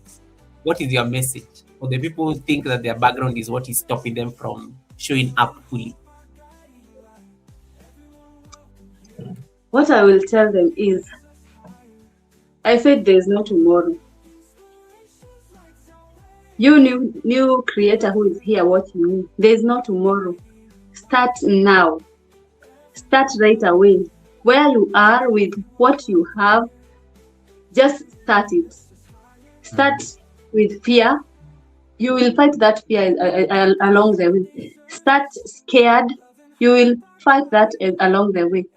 You will win along the way. Sometime back when I noticed the community, I was surprised to see people buying others' phones, like a whole, like Akina Kanini and all that, and I was like, what do you mean? And then I talked to Kanini and she was telling me, I have been fearing streaming in my house because my house is this and this, and I was like, even me, I fear a lot. Then she told me, when I decided not to fear at showing people where I live, and when I decided to show people where I live, the way my small house looks like, that is when God opened doors, And I was like, I found people buying other people's phones, other people washing machines, because maybe I have streamed washing clothes, I have streamed with a bad camera. The YouTube is turning me off all of a sudden, and I'm coming back and saying, oh, my internet is disturbing me. I don't know what to do. Somebody somewhere is listening to you, and somebody will come and tell you, Alice, I'll buy you a phone. Alice, I'll actually, on this comment section, I know that the person is watching me. He saw my issue with the recording and the way I want to do a lot on my stream. And he was like, Alice, I'm promising you a camera. Can you imagine? And I never ever expected, So that is what I'm saying. Start now. Do it the way it is. It doesn't matter. Actually, people love, even those village content. You saw those village content where you are sweeping with those. Yeah. Another day I was in Nyeri and I was brushing my teeth with a stick. You see that cypress tree? The way we used to do in the village. And I was like, if I used to record this when I was in the village, the legitimate me in the village, this thing could have gone viral at that time, because people love us saying those natural and authentic stuff. So do not fear. You do not have to build a house so that you start doing content. When will that be? Start now. Actually, maybe you will use that content to build that house. Maybe you'll use the resources from that YouTube to build that version that you have been admiring to. Yes. Ooh, well said. So start now and do it. Just move. Wake up and do a video post. If you're doing it wrong, you will find Goga advising you on how to do this, how to stream, you will learn along the way. What you learn today, you will not learn tomorrow. You will learn another thing. And that way you'll go on being perfect and becoming more perfect and getting a bigger community, people who genuinely love you and they do not know you and they have never met you. So just start now with what you have. That's all I can say. I love that. That is so powerful and beautiful. And you have to start from somewhere. And I think I like what she said about don't wait to build an apartment for you to start doing live streams. I think I love that wisdom. Like it's just amazing. Like don't wait, don't take yourself to those fancy hotels. Don't wait for an opportunity to go to those fancy hotels for you to start making content. It has to start from where you are. That I like David Ant normally says this anytime he's finishing his live stream. Use the tools you have at your disposal to show up. Use the tools. It can be your hands, it can be the phone, it can be the microphone that you have. Use the tools you have to start to start where you are. And I think that's you literally aligned it very nicely with what you say. And my final question is, what legacy do you hope to leave for your children, your viewers, and even your audience? I almost said your patience, but then I remember that no, you don't need your patience. Patience is work. But anyway, what legacy do you hope at least that your kids, your Lulu and KK, as they are growing up, they pick this from mom, and also your audience who are like learning from Dr. Alice Africa? What do you hope they take out from your life? I want them to see this happy Alice, this proud Alice who is happy with what she's doing, and she's proud of what she does, and always see this smile. Whenever you think of Alice, you see the smile. That is the biggest thing and the biggest impact I can even give to my kids, so that whenever even they start growing up, even when I'm not there, they will know no matter what, you have to show up and you have to be happy and to smile and be kind to people. That is what I want to leave as a legacy personally. Nice. Thank you, Dr. Alice. I mean, I know we could be here. It's been 3 hours already. Can you imagine how time flies on the Sunday service? 3 hours, but I know I'm also alive to the fact that I know you may need to attend to the kids and whatnot. But I want to read a few comments that came through on the chat before we allow you to sign off, and then we can release you. First of all, allow me to acknowledge Eva Kika. Thank you so much for the 16 months of trust. I hope Dr. Alice was able to answer your question. Tiffany, thank you so much for that blessing over at Dr. Alice. Blessings. I hope you have a blessed week. David Hunt, thank you so much for your okra question once again. And then Tiffany said, I was 37 when I had my last kid. I am done until the grandkids for babies. And something coming there. And then Wakesho was laughing that how you did not wait for people to see the pregnancy. You had to announce it because see what the Lord has done. And then there's something Wakesho said there that was very beautiful. Alice suffered in public. Now you are blessed. Show the world. I think I love that statement. And then Rob, thank you so much for the 12 months of trust. I really appreciate the blessing. Thank you so much, Rob, for that blessing. East African workout girl who is in the bushes says, I don't have a house manager. I am a mom, wife, content creator, businesswoman, and an employee. I have to balance all this and have my own time as well. That was a very powerful statement. I love that. And then Tiffany agreed with you and said, I believe no matter how hard we try, our kids see our struggles. So teaching them that it's possible is great, but also making sure that they want more. They want more makes the difference. I think that's literally the essence of the message that I think you are sharing with us. Dr. Alice, I think I don't have anything on my end. I don't know that there's anything else that you think you should have covered, and maybe you don't want us to lose that message. I'm going to put you on solo layout so that at least you can share that out, and then we'll be able to release you and end your stream after that. So guys, if there's any question for Dr. Alice, please feel free to drop it on the chat and let me know whether there's any question you want to ask. If you don't have any question and you just want to affirm the beautiful lady, please get out of my live stream right now. Dr. Alice, what is your favorite color? Purple. Purple. Oh, purple like me. Yeah. Thank you. Guys, in case you have not yet connected to Dr. Alice, please drop for me some purple hearts on her live stream. We are about to release her. Just go there and make sure you've given the thumbs up. Just make sure you've given the thumbs up right there. Go out of my live stream right now. Click on the pinned link. I want to see you all there dropping those purple hearts on her live stream. Remember, she's working towards a WH. It's important we support her WH journey. Just jump there, give me a thumbs up, and stay there until I end her live stream, and then you guys will come back here for the affirmation, and then I see you there. We can send you on a flight. Get out of my live stream right now. There's a pinned link on top of my chat. It will take you over to Dr. Alice's live stream. We are multi-streaming on both my channel and her channel. So I want you guys to get out of my live stream, go to her live stream, and make sure that you've given the thumbs up, and then stay there until she does her last speech, and then you can come back here for the raid and the affirmation. All right. Kevnish, nice to see you. Uncle Barry, nice to see you. Thank you so much. Mama Fisher, nice to see you. Juba is in the building. Welcome, Juba. Nice to see you. Thank you so much, Juba. Jamaican, thank you so much for connecting. Jamaican Speak Studies, thank you so much for. I saw your beautiful comment. Thank you for connecting to me over from Fluffy Diva yesterday. Was it yesterday or today? Today, earlier on today. Thank you so much. I saw your comment and I can't wait to come and check out your house. I've been seeing you a lot in the space. But thank you so much for making it to the Sunday service, Jamaica, and I really appreciate that support. Right.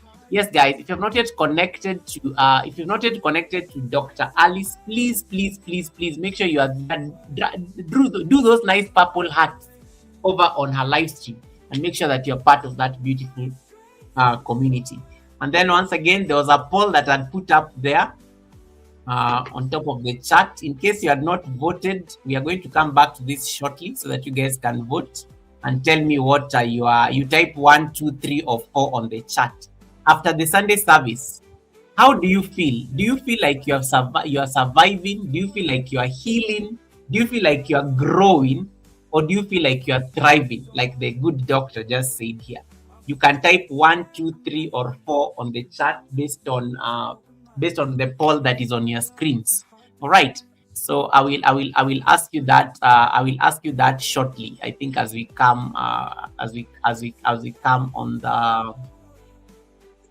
As we come back, I think to do the what do you call it? The read and the affirmation.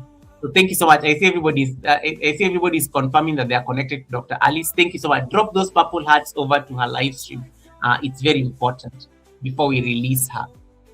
Make sure you are connected to her. Those of you are not aware, that is her channel. She's working hard to get it to full monetization. So we are working towards the 4,000 WH. Make sure you're connected to her. She's on the road to 3K. Be part of that community. You can join her community. You can join her membership. You can give her a super chat. You can give her her blessing. Be part of that beautiful community and just thank her for thank her if she ministered to you at this Sunday service. If you're a firstborn and you're like, this lady was talking to me, make sure you leave her a comment right there on her videos. She will definitely get back to you within a day. Make sure you leave her a comment so that she can get to connect to you as well. So drop those nice hearts there. And then we are going to give her a chance to yes, I see a number of you have jumped over there. Stay there. I'm going to give Dr. Alice a chance to sign off. And then as soon as she finishes, we are going to end her live stream. Then you guys can jump over here. We do the affirmation and then I can send you guys on a read. So Dr. Alice, thank you so much for your time. Thank you so much for the wisdom. I don't believe we've been talking for the last 3 hours. I thought it was going to be a 2-hour live stream, but I think you're also an amazing conversationalist. And I think we needed to get this story out there. And thank you so much for sharing and being vulnerable enough to share with us your story. There are so many people on the chat giving you some affirmations, including Christopher, who says, "Thanks, strong queen you are." I like somebody just called you a queen there. East African says, "I'm a firstborn as well." Thank you so much for that. Mama Fisher, thank you so much for that thumbs up. Chef Zed and everybody else. I see Rob Albanks is also there like a family. Juba has jumped there. Anytime Juba sees a beautiful lady at the Sunday service, anytime Juba sees a beautiful lady, he does not even don't even ask me. I'm already there. Juba never needs permission to go and support a beautiful lady on the live stream.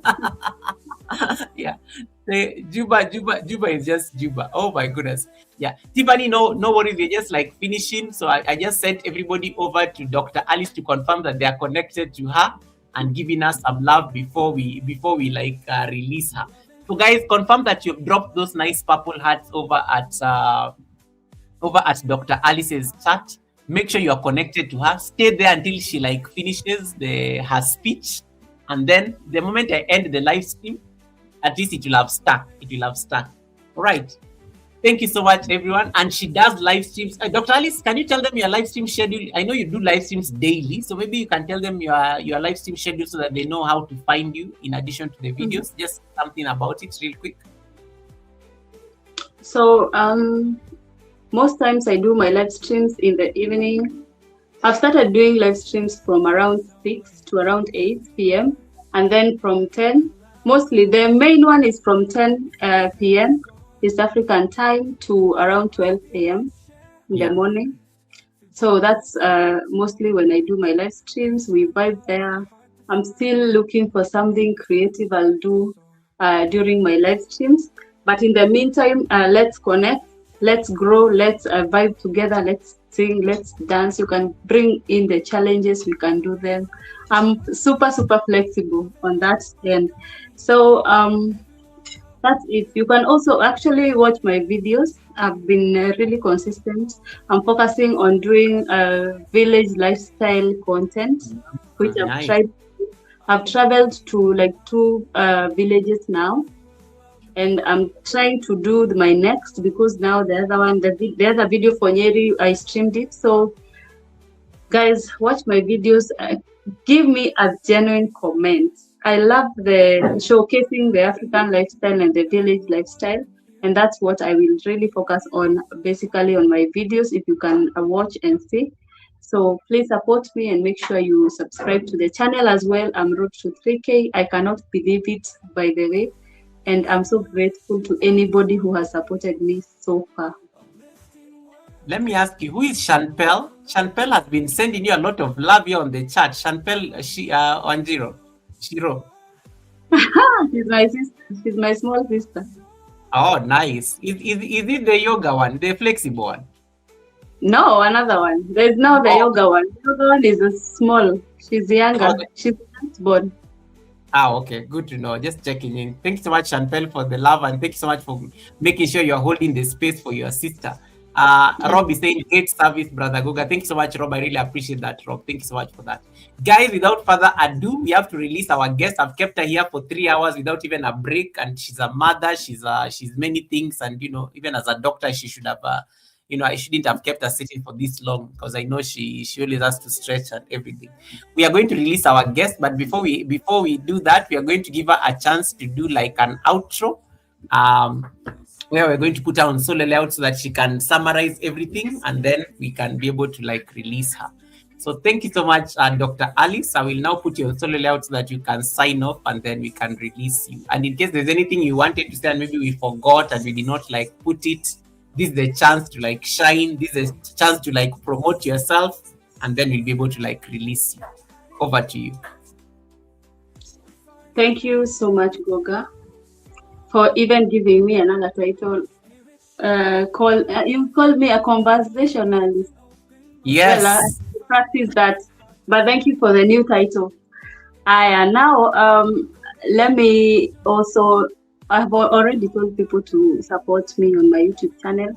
I am really looking forward to creating, because that is what I really love doing deep inside my heart. And I, of course, need support from you guys, and I'm loving the growth, especially in the live streams. Actually, I've realized there's so much growth when you're doing live streams. And also, I want to tell someone out there, do it. I have already said it, but please do it. Wake up and do it, and focus on you. Do what you're feeling is right for you, and make sure you are happy, and focus on yourself. Also, one last thing I would tell people to also work on themselves, especially their bodies and what they are eating. Mostly, let me remind myself, I'm a doctor. It's good to also focus on what you are eating. basically, so that you focus on your body and having a good a good body, good health. Avoid diseases by mostly I tell people to avoid sugars, avoid wheat, and avoid seed oils, and make sure you're drinking a lot of water, exercising, and also fasting. Fasting is also very important for those who don't know, for your body and for your health. So that's it. Also, thank you so much. The comment section has been beautiful. Thank you for those who have really blessed me with the super chats, the likes, the comments, those who have subscribed. I know so many of you have subscribed to my channel, those who are new. I don't take that for granted. Thank you also, Goga's community. Let me call you that. The whole community, you are amazing. You supported me when you found me sleeping down there, and you came with too much love for me, and you made me realize that I will still shine in this YouTube street. So thank you so much. You guys have made me become who I am today, 1 year down the line. Honestly speaking, you are the reason as to why I came back and started pushing, because at some point I was giving up, but right now I'm pushing and pushing. So thank you so much from the bottommost part of my heart. I appreciate you. Goga the president, I cannot thank you enough for holding everybody else's hand on this YouTube street. It's not easy. It's not a walk in the park for most of us, but you have been there for us. You have stood for us. You have shown us how to do things. And by the Red's room, Simone, I know all of you, Miss T, I know all of you. I am always on the chat. So thank you so much for your support. Goga, thank you so much for holding our hands. The more you're building us, the more I believe you're growing as well. And the more I know you're growing as well. So God bless you for also giving me this platform to be again today. Thank you for the planning. Thank you for also understanding my lateness and my ups and downs during the call and now. But I thank you for also understanding the situation and telling me it's okay, we are going to do this. So thank you so much, guys, for the day, for the Sunday service. I do not take anything for granted. May God bless you. See you on the other side. All right? Thank you so much, and bye.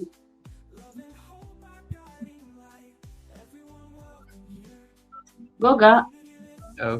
Okay. No. I was just ending your live stream before because I wanted it to end where you're smiling. You know, the way you say bye, so that at least anybody who's coming to replay you tomorrow will be able at least to find out you ended so nicely. So thank you so much, Dr. Alice. You are released from the Sunday service. I will send you a link tomorrow for you to be able to you just click accept so that the collaboration can register. Okay. But that is, I'll send it to you tomorrow, and then I'll also guide you on how you can send me yours. You can also send me the same link, and then I can also accept it from my side so that anybody who is replaying your Sunday service from your channel can be able to at least also see the collaboration. That was a collaboration between you and I.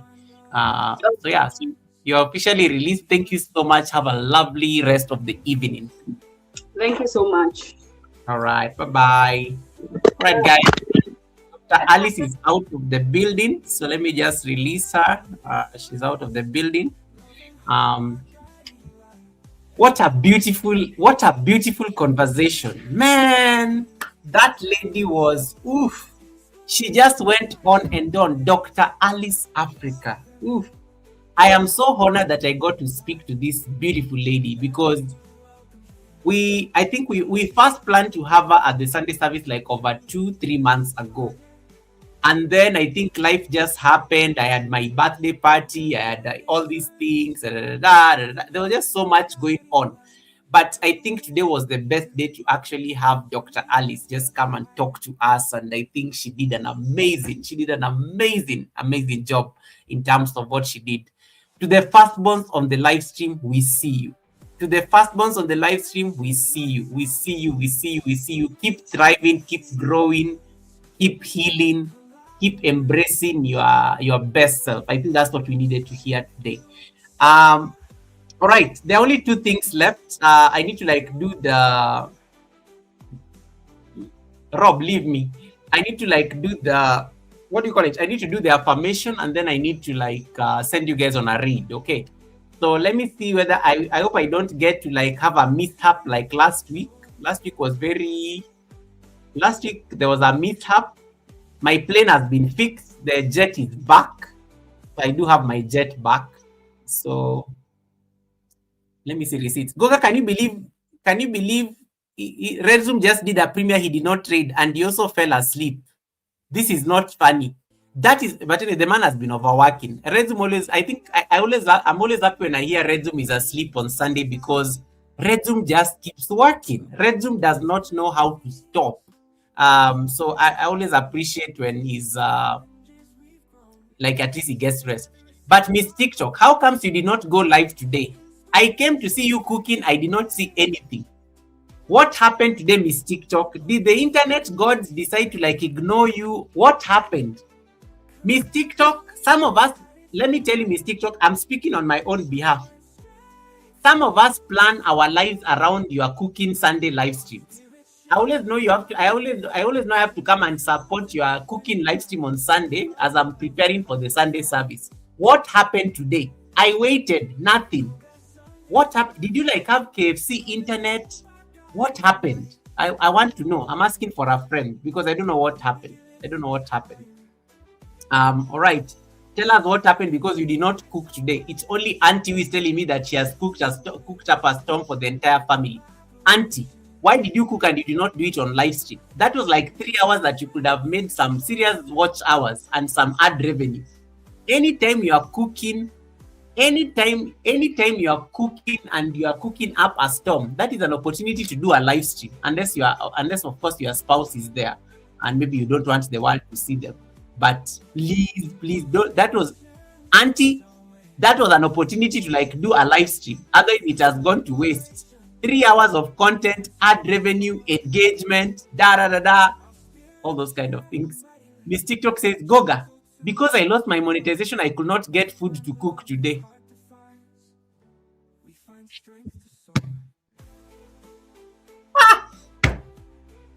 I give up.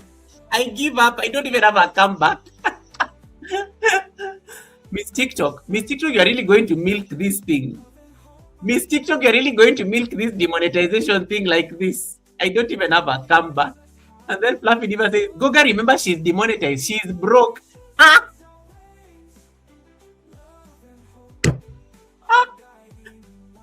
Miss TikTok, I did not say it. It is Fluffy Diva. So please tomorrow go and attack her during her live stream. She's the one who says that you are broke. Nobody can ever call me broke on YouTube. It is defamation. Guys, like, you can never use broke and Goga in the same sentence. Miss TikTok, I'm not the one who said you are broke. I am not the one who said you are broke. It is Fluffy Diva who said that you are broke. Me, I can never be called broke on YouTube. It is defamation. I will come for you. You can never use the word Goga and broke in the same sentence. Guys, I'm the president. I cannot be broke. Even if I'm broke, I can never use the word. I can never use the word broke and Goga in the same sentence. That's scary. That's horrible. It can never happen. It can never happen. Guys, have you ever seen there I'm proud? Have you ever seen there I'm proud? Have you ever seen my pride? Me, I say I'm broke. I can never say I'm broke. I am never broke. I'm always thriving. Even on days that it doesn't look like it. I'm always thriving. And then Miss TikTok says, Google even had to go and buy myself a coffee. No, don't go there. Miss TikTok, I'm not going to. Miss TikTok, you made me crash. No, you made me crash a flight last week because of these stories. I'm not going to entertain these receipts today. I am not going to start discussing what you did on your buy me a coffee. I am going to keep quiet because I don't want any mishaps like today. I don't want any mishaps. Yeah, so I just want to say, guys, I think Dr. Alice was amazing. And in case you're not yet connected to her, please make sure that you're part of that beautiful community. Miss TikTok is broke, clearly. That's why she could not do a live stream today. You know, she was demonetized, so life is a bit hard. So please also pass by there and please buy her a coffee. Just buy her one coffee. The woman was buying herself coffee the other day. I felt so bad. Imagine she bought herself coffee and she even greeted herself on her own buy me a coffee. it was so sad, you know. It was so sad, and I was just like, people are going through a lot on these YouTube streets, you know. It's a lot to deal with. But anyway, I don't think that's the I don't think that is the reason why she did not do a live stream today on her cooking and stuff. So please buy her a coffee when you go to her page. It will make her feel nice a bit and stuff like that. My brother Hadjo is nice to see as well. I hope the UK is treating you very well. Thanks so much for that. And thanks so much for everybody who stayed until the end. Wednesday, I don't know what we are going to learn, but we'll have to figure out. I think I will have to do that class that Auntie had asked me to like think about. We can talk about live streams. We can talk about StreamYard. StreamYard has introduced a new poll here. There's a poll that is appearing on the screen. I hope you can see it up here. This one. I want you to take a moment and vote on this poll. Let me put it on this other side because let me put it here. There's a poll on my. There's a poll just above my finger. I'm pointing towards it. I want you to type 1, 2, 3, or 4, just to check how you are feeling after the Sunday service, after listening to Dr. Alice. Please type 1, 2, 3, or 4 so that we can see how that blue is changing. I don't know that you can see the poll on the screen. Just type 1, 2, 3, or 4. In case you are surviving, type 1. In case you are healing, type 2. In case you are growing, type 3. In case you are thriving, type 4.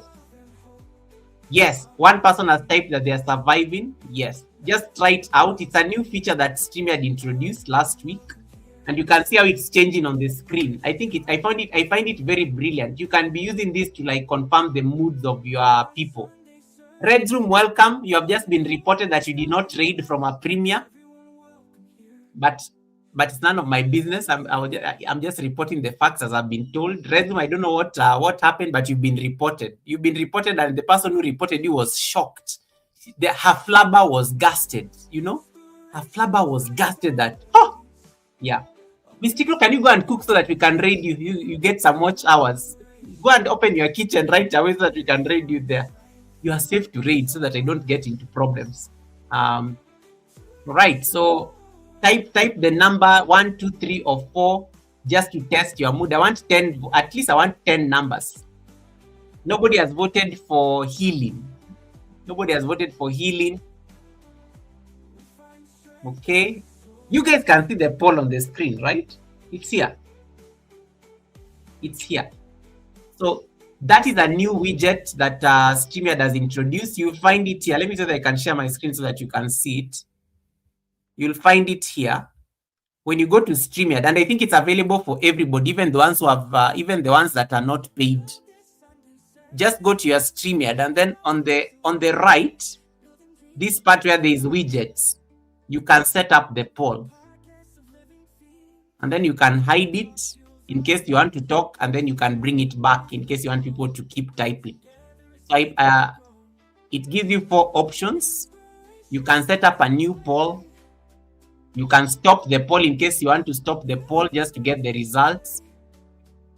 Yeah, so that is a new feature that you can be playing around with. Those of you who normally use StreamYard, you can take advantage of that.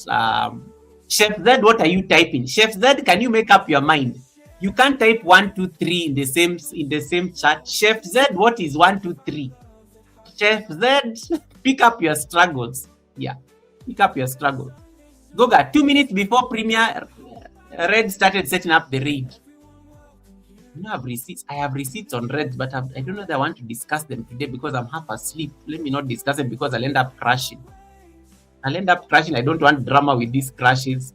Yeah, so you can try this for the poll. You can try this for the poll. Just some new features that StreamYard is introducing that I think you may want to explore and use them. The quiz, there's also a quiz thing. I've seen the quiz one that you can also set up directly on YouTube. You can set up the quiz one directly on YouTube. So make sure you check. So something that you can be using just to make sure that you like something that you can be using just to make sure that it works in your best favor. Right. Let's see who is live right now so that we can figure out where to raid you guys.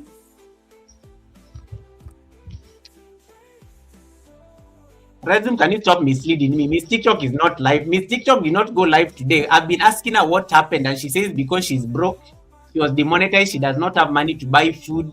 That's why she can't do live streams anymore. Like, she made it sound so sad. Yeah. She made it sound so sad. Miss TikTok is not live. Hardways. Anytime I'm about to raid, never believe what Red Zoom is saying, because Red Zoom and Miss TikTok, they're always sent to come and make me crash. They're always sent to come and make me crash. I don't believe them. I don't. Even Red Zoom does not trust me when I recommend a raid on his live stream. He has to go and like ask multiple people to check. So I am not going to be. I don't believe Red Zoom. Red Zoom is not the best authority when it comes to recommending a place to raid. I don't. You have to double check 3 times, because he's setting you up for distraction and receipts, because he needs content for his radio show tomorrow. So I am not going to give him that. I'm not going to give him that luxury. That is going to be a recipe for disaster. So let me just go and check real quick. Directly, I confirm. I see who is live. I just go through my studio and everything, because these people, you don't believe them when you are about to set the flight. You will be disappointed, and then they will be celebrating. They'll be celebrating once you crash. I can't believe I was trending on YouTube for a whole week. Kathleen's place, Goga. Kathleen was live yesterday. I was so impressed. Kathleen was live yesterday.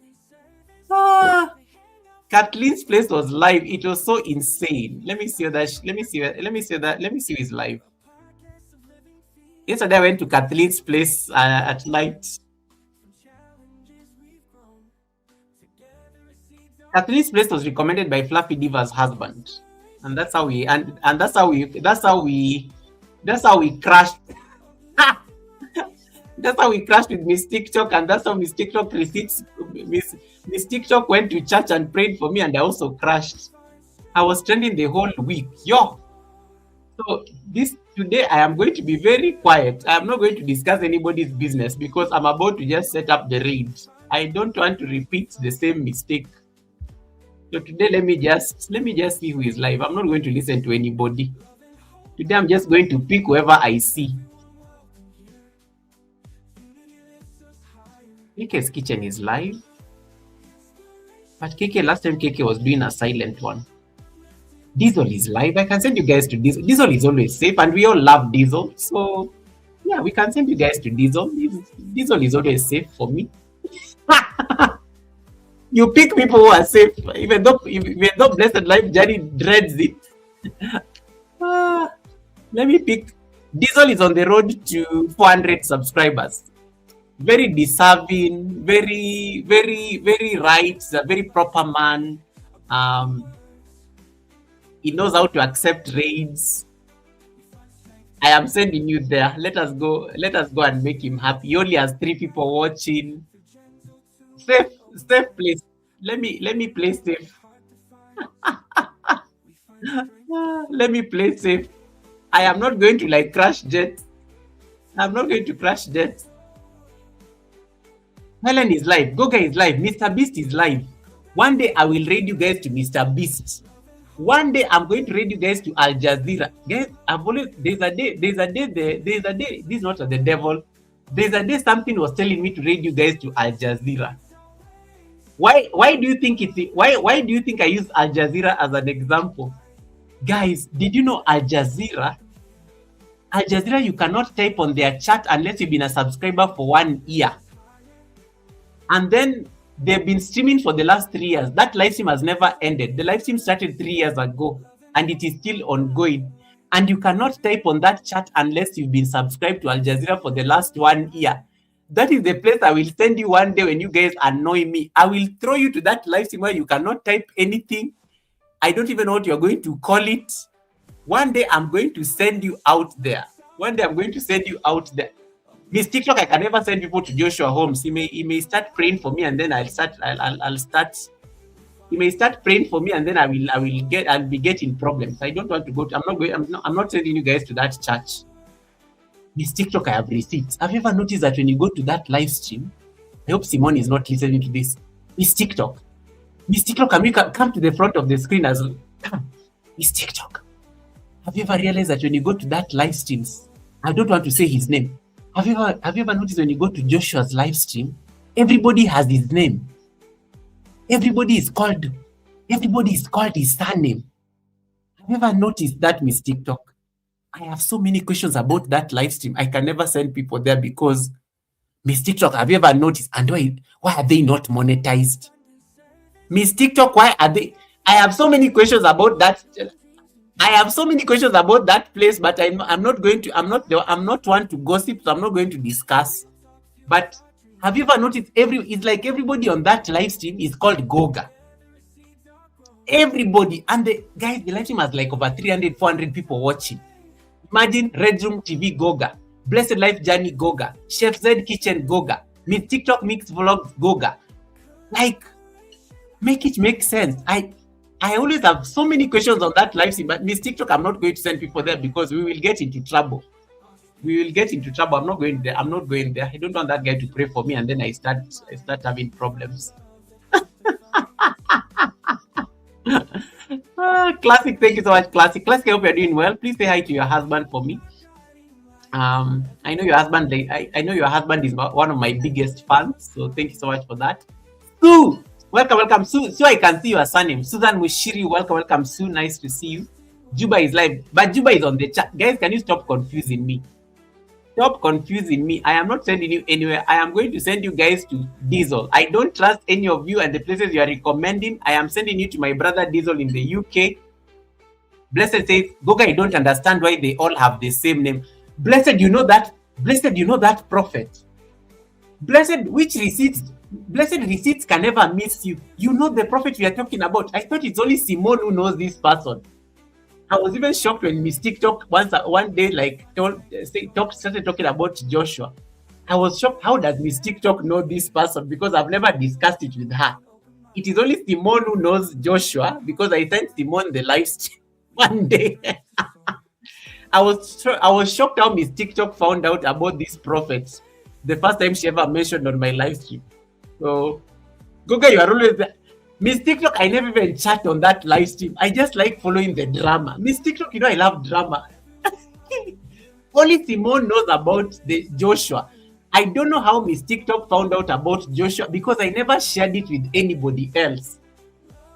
I am always just there quiet because I love the drama and I like how he's always preaching and showing off.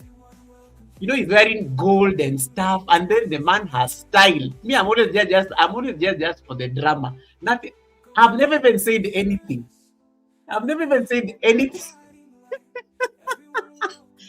never said anything on that guy's live stream. You cannot be suspecting that I'm on that live stream, guys. And then there's one of you one day came to that live stream, and then they are there. Goga, are you here? And I'm like, oh my God, why are you people like this? Goga, are you on the live stream? And I'm like, you cannot be like asking Goga, you cannot be calling my name on that person's live stream. Guys, I never even say anything on that guy's live stream. Then one of you has the audacity to come, Goga, are you here? I'm like,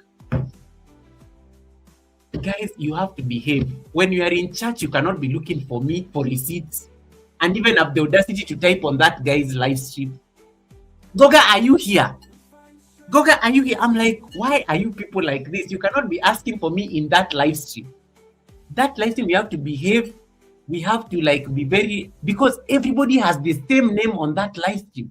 And I just never get why. And they're always singing praises. I don't even see trolls on that live stream. I never see trolls on that live stream. That live stream is managed.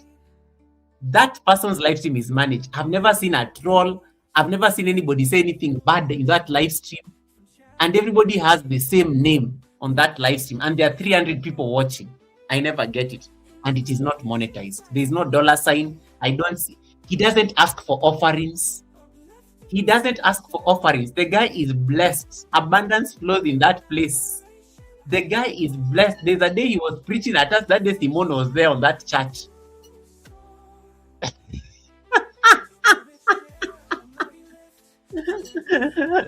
There's a day he was preaching. Let me tell you, that is the day I was like, oh my God, why do I listen to this person? Why do I even find myself on this guy's live stream? I even subscribed, guys. I subscribed. I even subscribed. Nobody even asked me. I just subscribed because of the drama. Because anytime I go to that guy's live stream, and it's normally in the morning when I'm in the office, because he does his live stream. I think he starts early. So it's normally in the morning. I'm always at work or something, very early in the morning. Let me tell you, he doesn't ask for offerings. There's a day he was telling people, guys, I am blessed. Have you seen the kind of shoes? And he wears red bottoms. He wears red bottoms, guys. That person is not poor. Have you seen his shirt? Have you seen gold?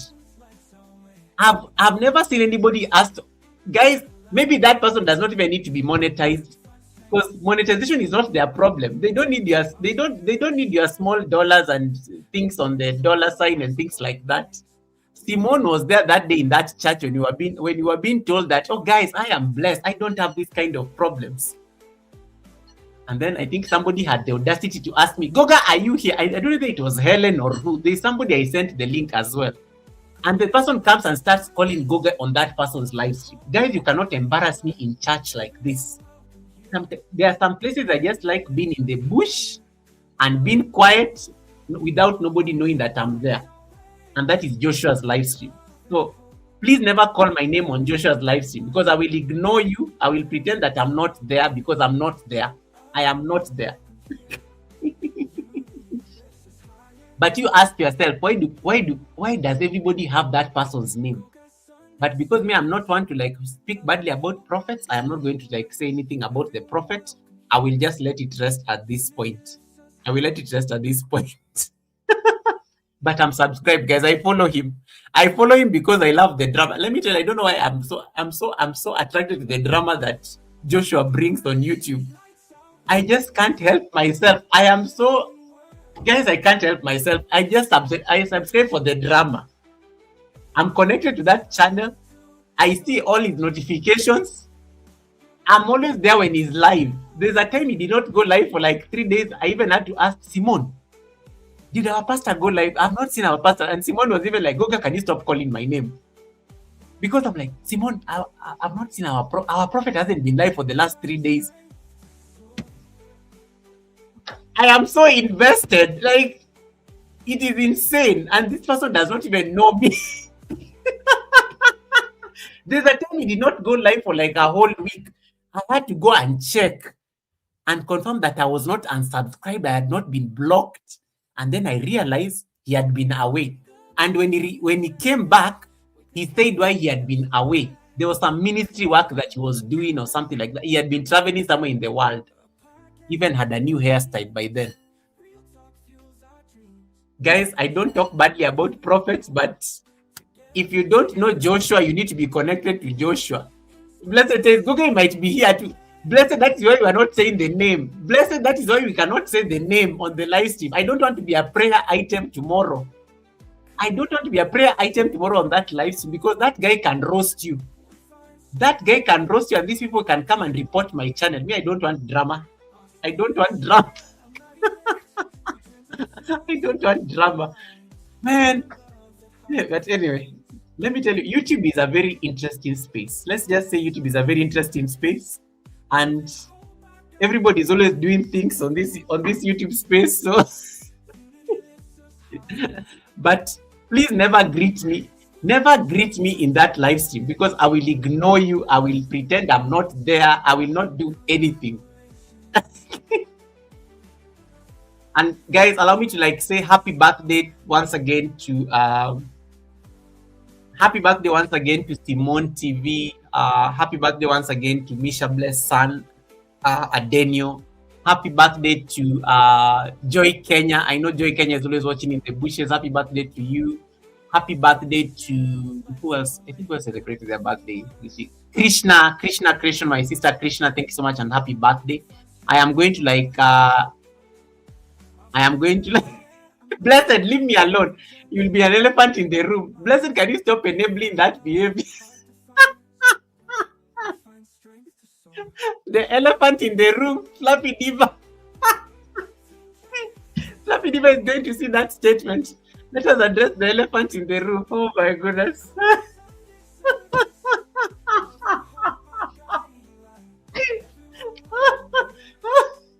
The elephant in the room.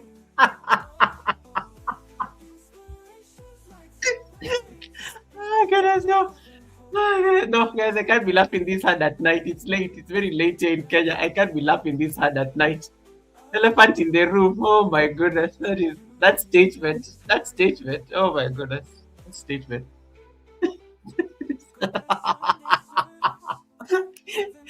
Let us address the elephant in the room. Oh my goodness.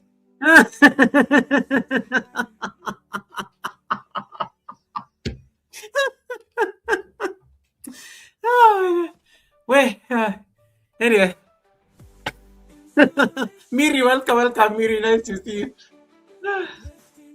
To the birthday and River Girl. To the birthday girls, I think they are, and the birthday girls and the birthday boy, many happy returns. I'm going to play a riba for you so that we can make sure that we celebrating.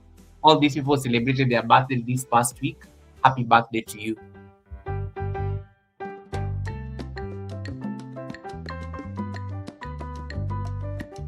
Let me see.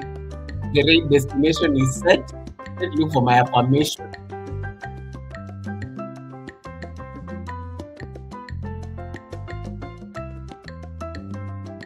That is to the birthday people and even the ones who are celebrating their birthday this coming week. Yeah, so please make sure you say happy birthday to Simone TV. I think Simone is the only birthday girl on the live stream. Yes.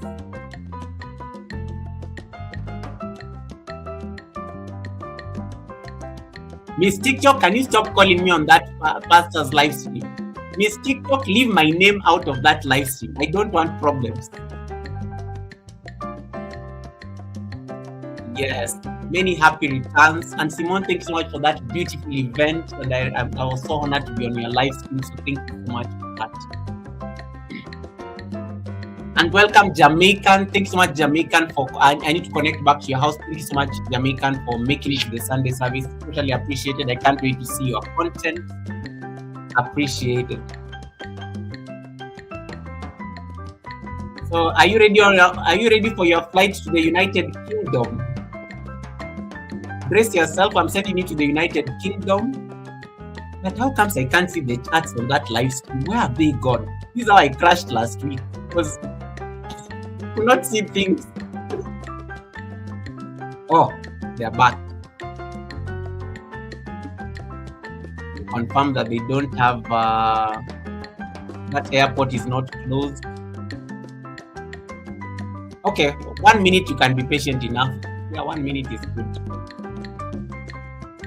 Okay, happy birthday, happy birthday, happy birthday.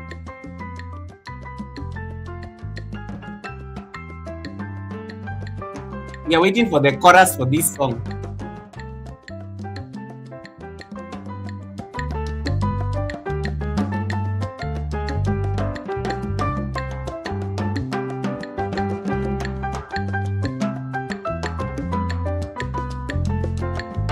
Let's go.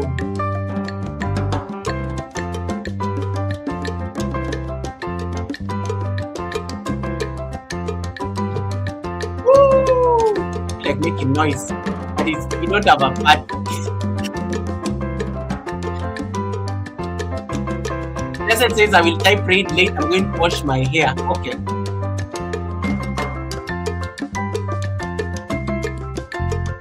I have seen it. Goga, it is Simone's husband's birthday tomorrow. Oh, noted. And happy birthday to Simone's husband. He's also my personal friend. Happy birthday to Mo. I know Mo is listening. This is for your husband, Simone. Happy birthday, Mo. Many happy returns. This is for your husband specifically. Happy birthday, happy birthday, happy birthday. I know he's listening. Thank you so much for that. Right. Many happy returns. Goga, the live has ended. The rest will leave me alone. Stop commenting on the read destination. You did not set up the room. Okay, I'll leave that birthday song play. Many happy returns to Simone. Hey, Simone, you and your husband almost shared a birthday. Wow, that is such a coincidence. I don't see any of my mods on the chat. Can someone type Goga and Dr. Alice Reid? Goga and Dr. Alice Reid. The good thing, both our colors are purple. Goga and Dr. Alice Reid. Any of my channel members to please type for me that Goga and Dr. Alice Reid, purple hat. Goga and Dr. Alice Reid. Goga and Dr. Alice Reid. Oh, thank you, Hadjuiz. Hadjuiz has dropped for me the raid command. Thank you, Hadjuiz. Goga and Dr. Alice Reid. Simon says, thank you, Goga. From us, he said, big up yourself. Yeah, man. Thank you so much for that. And happy birthday to both of you. That is for Simon's husband. So I let the birthday song play as we get the read command. Goga and Dr. Alice Reid.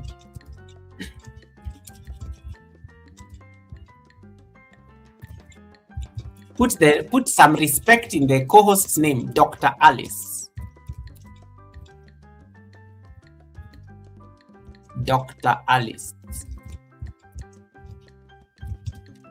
My moderators are on leave, so I will have to I need to appoint new mods, by the way. Goga and Dr. Alice Reid. I think I just typed it. There we go. That is the raid command. Goga and Dr. Alice Reid. Thank you so much, Auntie. Auntie, thank you so much. I think I like aunties. Goga and Dr. Alice Reid. Let me pin it. Whatever Auntie typed. Goga and Dr. Alice Reid. Goga and Dr. Alice Reid. There we go. And remember, my name has to be in capital letters. Perfect. So I will see you guys on Wednesday. Thank you, Simone. Appreciate it. Thank you so much. Yeah. I will see you on Wednesday. We are going to discuss. I'll figure out the topic tomorrow and then I will post it on my community. For now, let me get the affirmation and then we can go. Thank you so much and happy birthday to everybody else. Let me put that song that Anthony Holmes did for me. Where is that song? The song that Anthony did.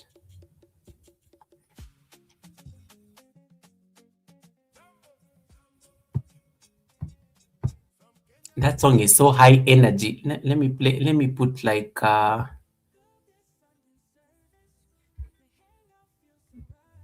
affirmation. Okay. I'll be absent. Oh no, yeah. Simone has already said that she's going to be absent for the class. Simone is going to be absent for the class on Wednesday. I've already given her the permission slip. Only one student is supposed to be away on Wednesday, and that is Simone TV, because she has asked the teacher for permission. The rest of you come to the class. We'll figure out what to do, what to learn. I like how it sounds like a school. It's a proper school for sure. Guys, allow me to love and leave you at this point. This is the affirmation. It's a very long one, but it's important. I'm going to read the affirmation and then we'll get ready for the flight. Let me just get jet. It's called Goga Post. And nowadays, a lot of people don't go live. Even Blessed was struggling to look for a place to read the other day. You don't see a lot of people live nowadays. I don't know. People are getting tired of live streams, it appears. You know? My jet has been fixed, guys. Those of you say that I will never make it in life, see your life. My jet has been fixed. Oh, Mrs. G says, where are we going? We are going to Cloud Diesel Gaming. We are going to my brother Diesel. Cloud Diesel Gaming. Cloud Diesel Gaming. And I know it's going to be live for a while. Okay, Kevnish, thank you so much for the support. Thank you so much, Sis Kevnish. I really appreciate the support.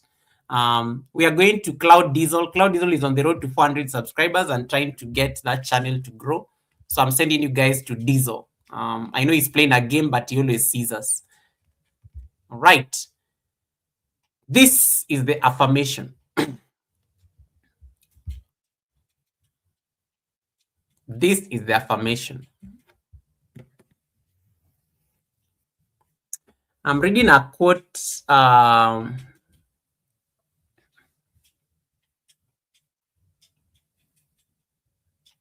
I'm reading a quote from the Abundance Alchemist, and he says, the title of the affirmation is The Cost of Awakening. And even as you get into the new week, I want you to just reflect on this as you navigate whatever it is that you have to navigate this particular week. The cost of awakening. The cost of awakening.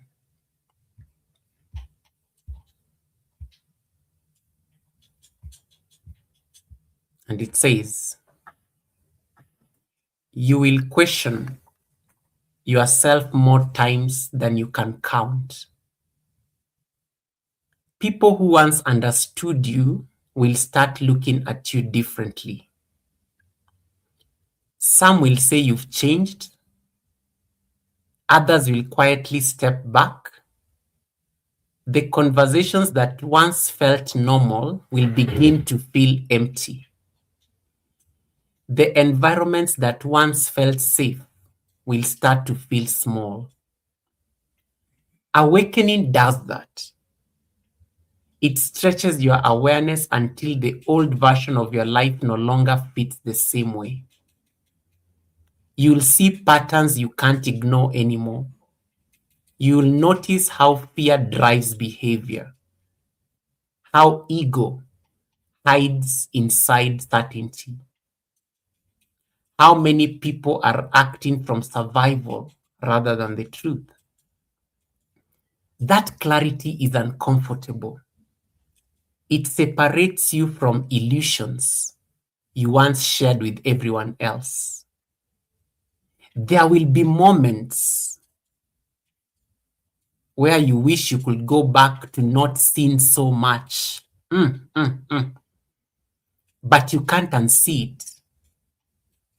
Awakening is not a comforting story that you adopt. It's the gradual dismantling of everything that was never truly you. I'll repeat that part. That was it. Awakening isn't a comforting story you adapt. It's the gradual dismantling of everything that was never truly you. It separates. Man, this is so powerful.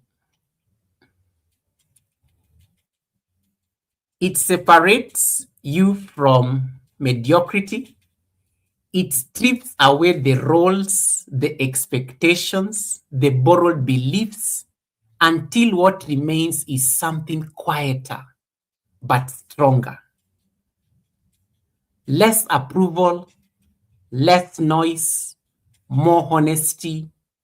And while the path can feel lonely at times, what you gain is something most people spend their entire lives searching for: the freedom to finally live as who you actually are. The cost of awakening.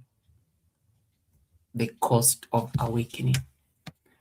Ladies and gentlemen, a good story is good until another one is told. May you enjoy your own awakening journey. Okay? As you navigate this week, work, family, activities, travel, whatever it is that you're going to be doing, it comes at a cost. So may you just embrace that awakening in whatever form it appears in your waking life. Trini, welcome, Trini. Nice to see you. I see Jennifer in the house. Welcome, Jennifer. Jennifer, welcome to this beautiful community. Jen, can you just type for me the word count on the chat? Jennifer is a very beautiful individual that I met over at Anastasia. We may bring her to the Sunday service one of these days. I love her. I love her content. I love her talent. I love her energy. Her energy is just saying, Goga, bring her to the Sunday service. The community needs to see her. So we will definitely bring Jennifer over to the Sunday service. I just need to make sure that Jennifer, so this is the Sunday service. We normally have a Sunday service show where we speak to content creators from around the world. Just for them to just for us to get to know what they do and whatnot. So this is the show that Anastasia was telling you about the other day. So we will make sure I will ask my people to speak to your people. We have to flex. I will ask my people to speak to your people, and then we see whether we can make it happen. If not, probably next month, because the entire April we already have the guests. So thanks so much, Jen, for making it to the Sunday service, and I appreciate you stopping by just to catch the affirmation just before we left. Tandeka, nice to see you. Tandeka, Canvas of Arana, welcome. Thanks so much for coming in. Professor Green, welcome, Professor Green. Thank you so much for coming in. Kevnish says, great affirmation. I will share it on my community page, just in case you need to download it. The cost of awakening. The cost of awakening. It spoke to me. It spoke to me today when I was. It spoke to me when I was trying to look for the affirmation for the Sunday service, and also to tie it to Dr. Alice Africa's story, and it was perfect. It worked. So God bless you guys. Take care of yourselves. Enjoy your flight over to London. When you land there, please type Goga and Dr. Alice raid. That is the raid command. That's what you're going to type when you land there. And when you land there, let's make sure our brother feels the love, feels welcome. You can linger around there for about 5 minutes or so. Just to give him a bit of support and help him grow that channel. He's on the road to 400 subscribers, and I think it's necessary for us to make sure that we push one of us, at least to make sure that they jump on the other side, which is 500. I'm giving him a lot of pressure to get to 500 subscribers before the mid-year. We'll see how that goes. Right. Take care of yourselves, guys. I will see you on Wednesday at the Academy.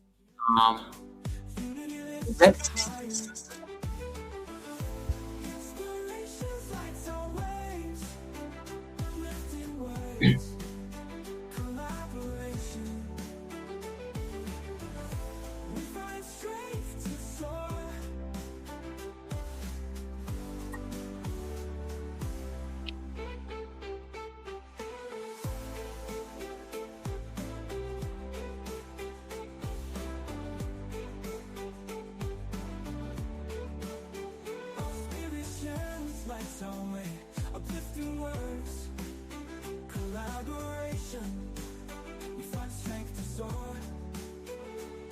Our spirits share a mighty lift, through gentle tunes and open minds. We find love that heart defines, we find strength to soar.